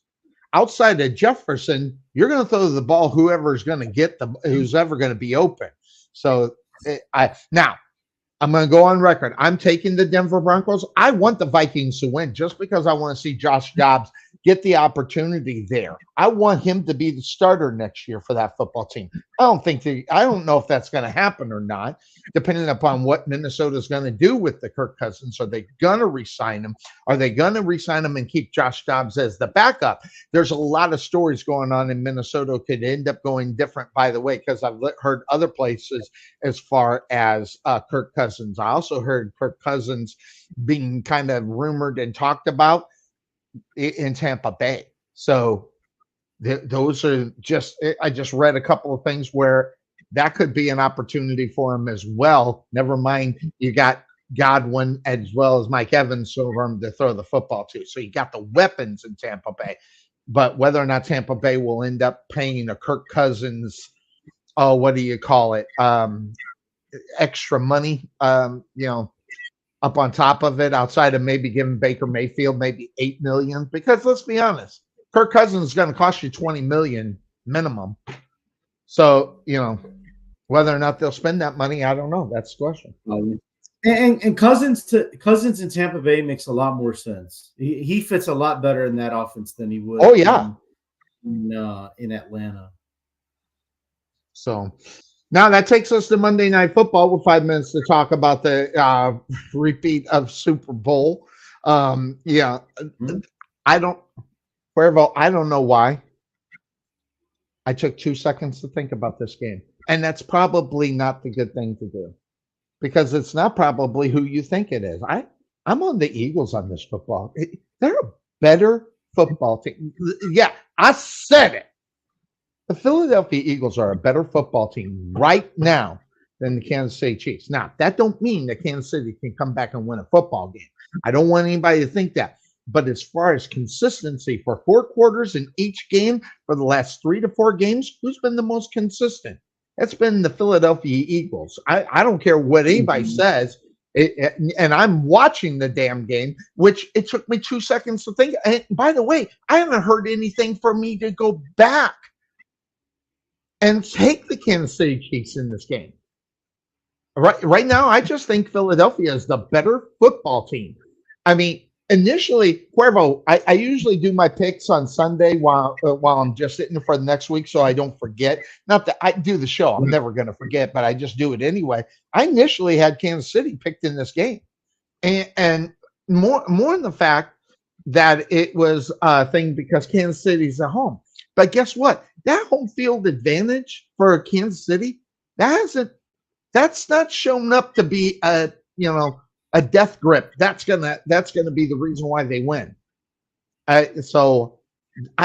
Great game for Monday Night Football. This will have eyes on it all night long, unless something goes crazy and one goes, starts kicking the other team so bad that no one wants to watch it anymore. What a great Monday Night Football game, Cuervo. Yeah, no, I mean it doesn't get any better than the 2 best teams in the league playing each other. Right. I mean, yes. This is like in college football, it would be, Georgia against Ohio State. So that's what you're getting Monday night, and it's going to be great. So Eagles are 8-1. Did you think the Eagles would be 8-1 after at this point of the season? I thought they kind of. I mean, I thought maybe they would have gotten the second loss. But I knew they were going to be good again. I mean, I knew they'd be good. How do you not know that they're going to be good again? Well, this is how you know. Look, just look at the Bengals. They haven't been able to get back to the big game since they were there.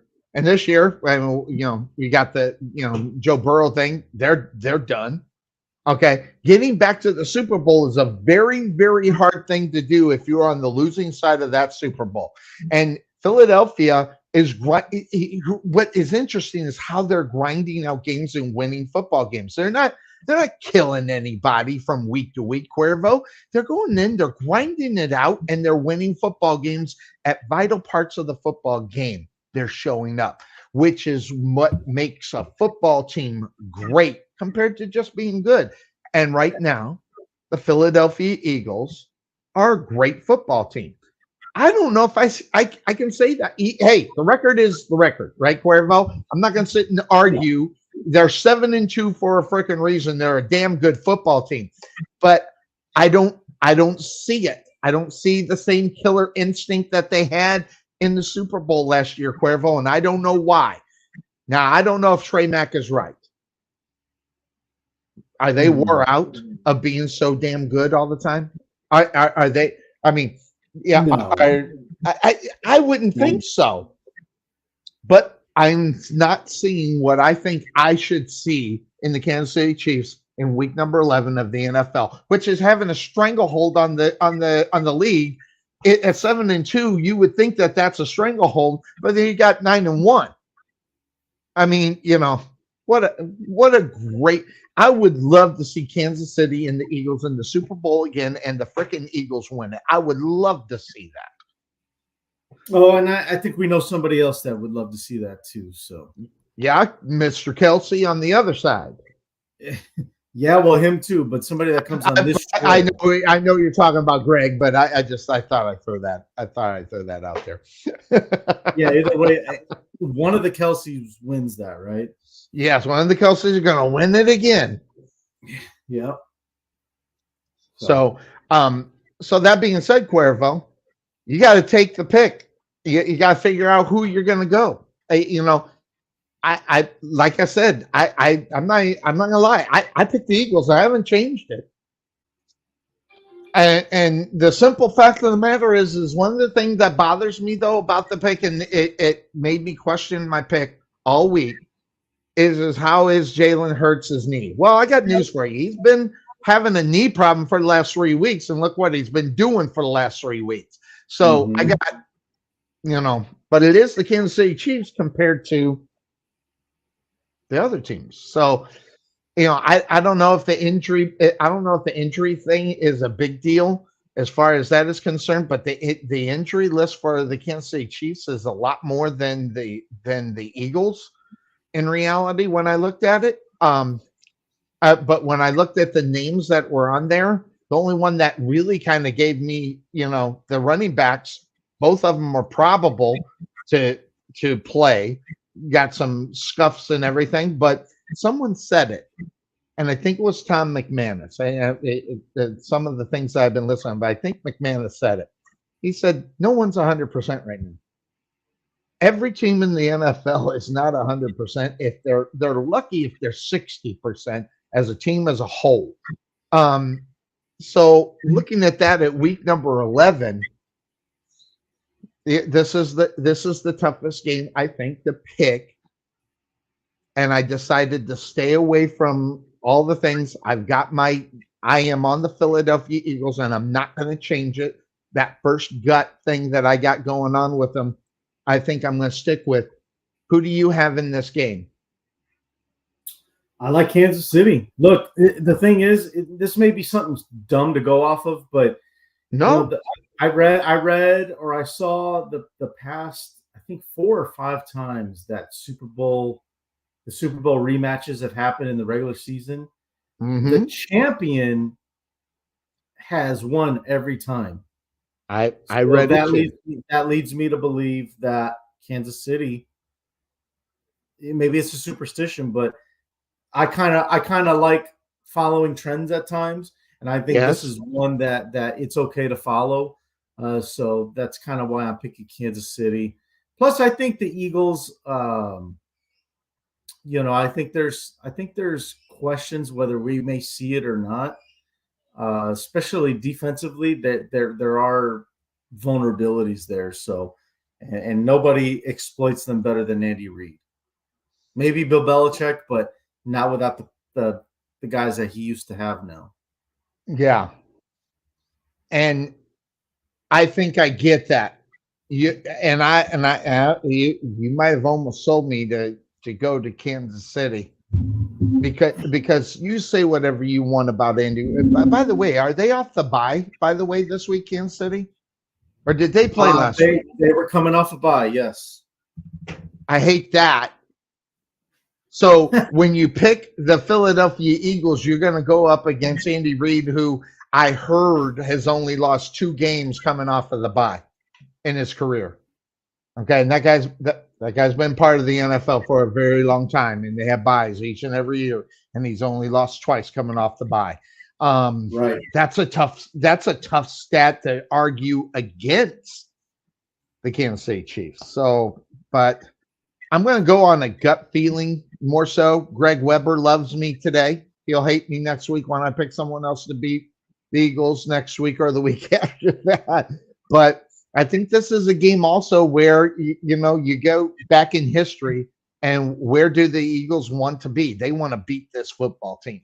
I think that it got Kelsey's on both sides, playing against each other. And maybe it's a one. Maybe I want to see the older brother, and I think he is for the Eagles. He's the older brother. I want to see him win. I want to see him get one. I think he is too. So I'm gonna stay with the Eagles, just more in the fact that I think that I hope they can break the trend. I don't know if they will or not, and it's a good point.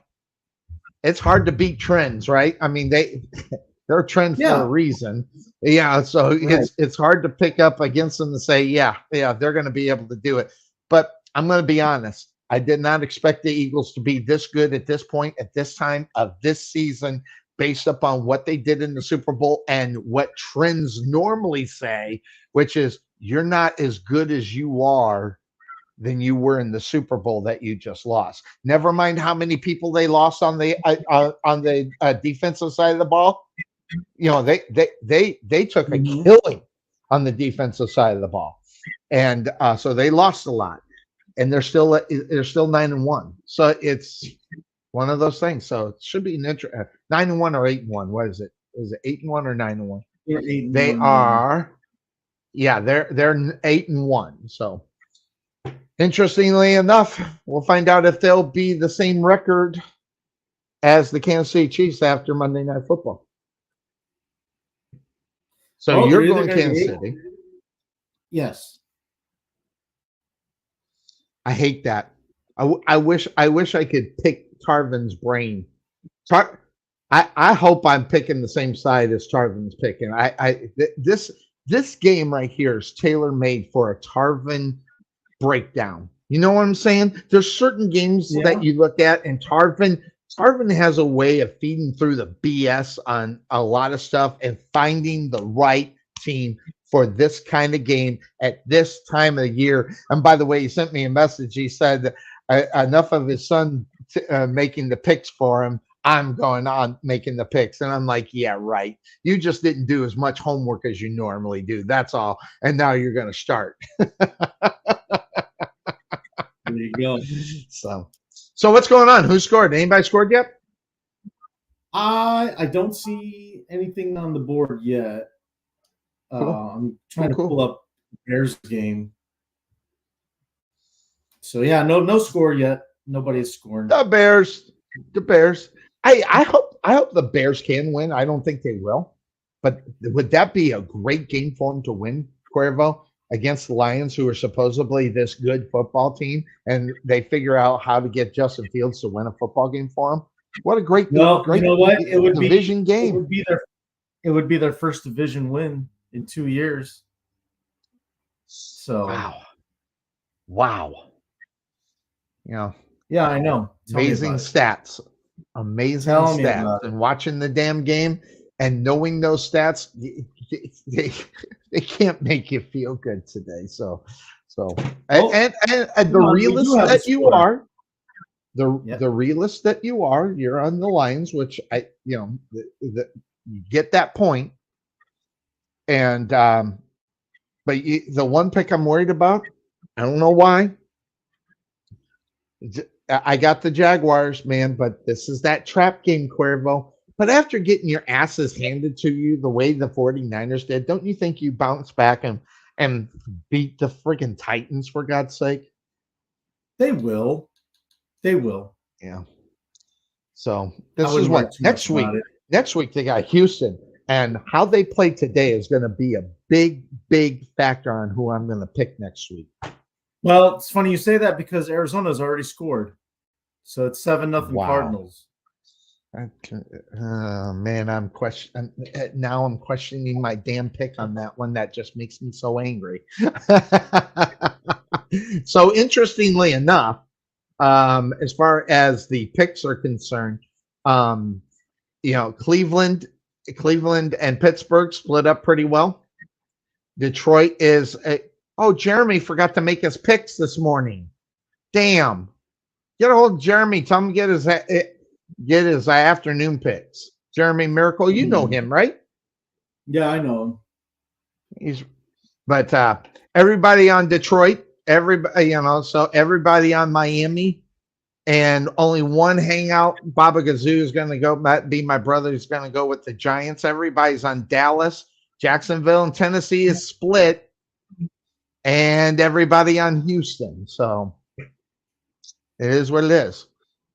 There you go. So reach out to Jeremy. Tell him to get his damn afternoon picks in because he's going to unfortunately lose all of them here. I will let him know in the morning. Sir. Ooh, the Bears Sounds are good. already All in the red zone. How about that? I'm telling you, it don't surprise me. I mean, you get the guy that can boost your friggin' team back into where you are or supposed to be. You get it back. Yeah, that's something. I think it says something. All right, my man, I'm going to go enjoy some NFL football for the next 7 hours. 7 hours. NFL football. Although it's 6.5, they've been kicking out at 6:30 for some reason. It just pisses me off. I don't know why. It's contract stuff. I think he's mentioned it. It's before. crap. Yeah, crap. It's NFL football. Put it on NFL Red Zone for God's sake. But all right, my man, that's going to do it for us. How's your schedule looking next week? All good? I mean, we're moving into family time in the holidays. Are you going to be around? Are you going to be home? Are you traveling? What's going on? No, I think we'll be here. You're hanging out. I'll be Yeah, home. I'm gonna be hanging out and just chilling, watching football all day, cooking some turkey. I'm actually gonna be watching it and eating at the same time. I normally do it a little different. Huh? You doing anything Thursday for the games? You gonna go live or anything? Eat and watch football. Eat, turkey pot pie. Eat and eat. I think that's my main priority in reality on Thanksgiving. Eat. And but are you going to go live? It. Are you going to go live in the morning for the games or? No, I'm not going to be able to. I'm not going to be at home. I'm actually over at the wife's, so I'm not. I'm not going to be able to do it live on Thursday. So. Okay, good. Definitely next Sunday. That way you can have full day with the wife too. You're all set and ready to roll. Well, you got the turkey. I got to go buy the damn turkey yet. I haven't done it yet. We got one, and for the first time, I've never made a turkey, and this year I'm going to. I'm going to make the turkey. Breast up or breast down? Up. Good luck with that. That's a tough one. That's a tough one to start. Make sure baste. You got to baste a lot. Yeah, I know. Yep. So, that's the only thing I could give you. And by the way, I've only cooked one turkey in my life. Well, maybe two. I've cooked two, mainly because I just don't want to get in the way of the people who want to do it. I don't necessarily want to do it, so I only do it if I have to. So that's pretty much where I leave all that. All right, my man. Enjoy the games. We'll talk to you next week, next Sunday, after we've eaten a lot of turkey and fallen asleep. Watching the game. And leftover turkey. Everybody have a good one. Everybody have a great holiday. Eat a lot of turkey. Be tired and sleep through the games and wake up just in time to find out who won. I'm Sonny Clark along with the MVP, Cuervo. I'm Sonny Clark. Everybody have a good one. Take care. Have a great holiday.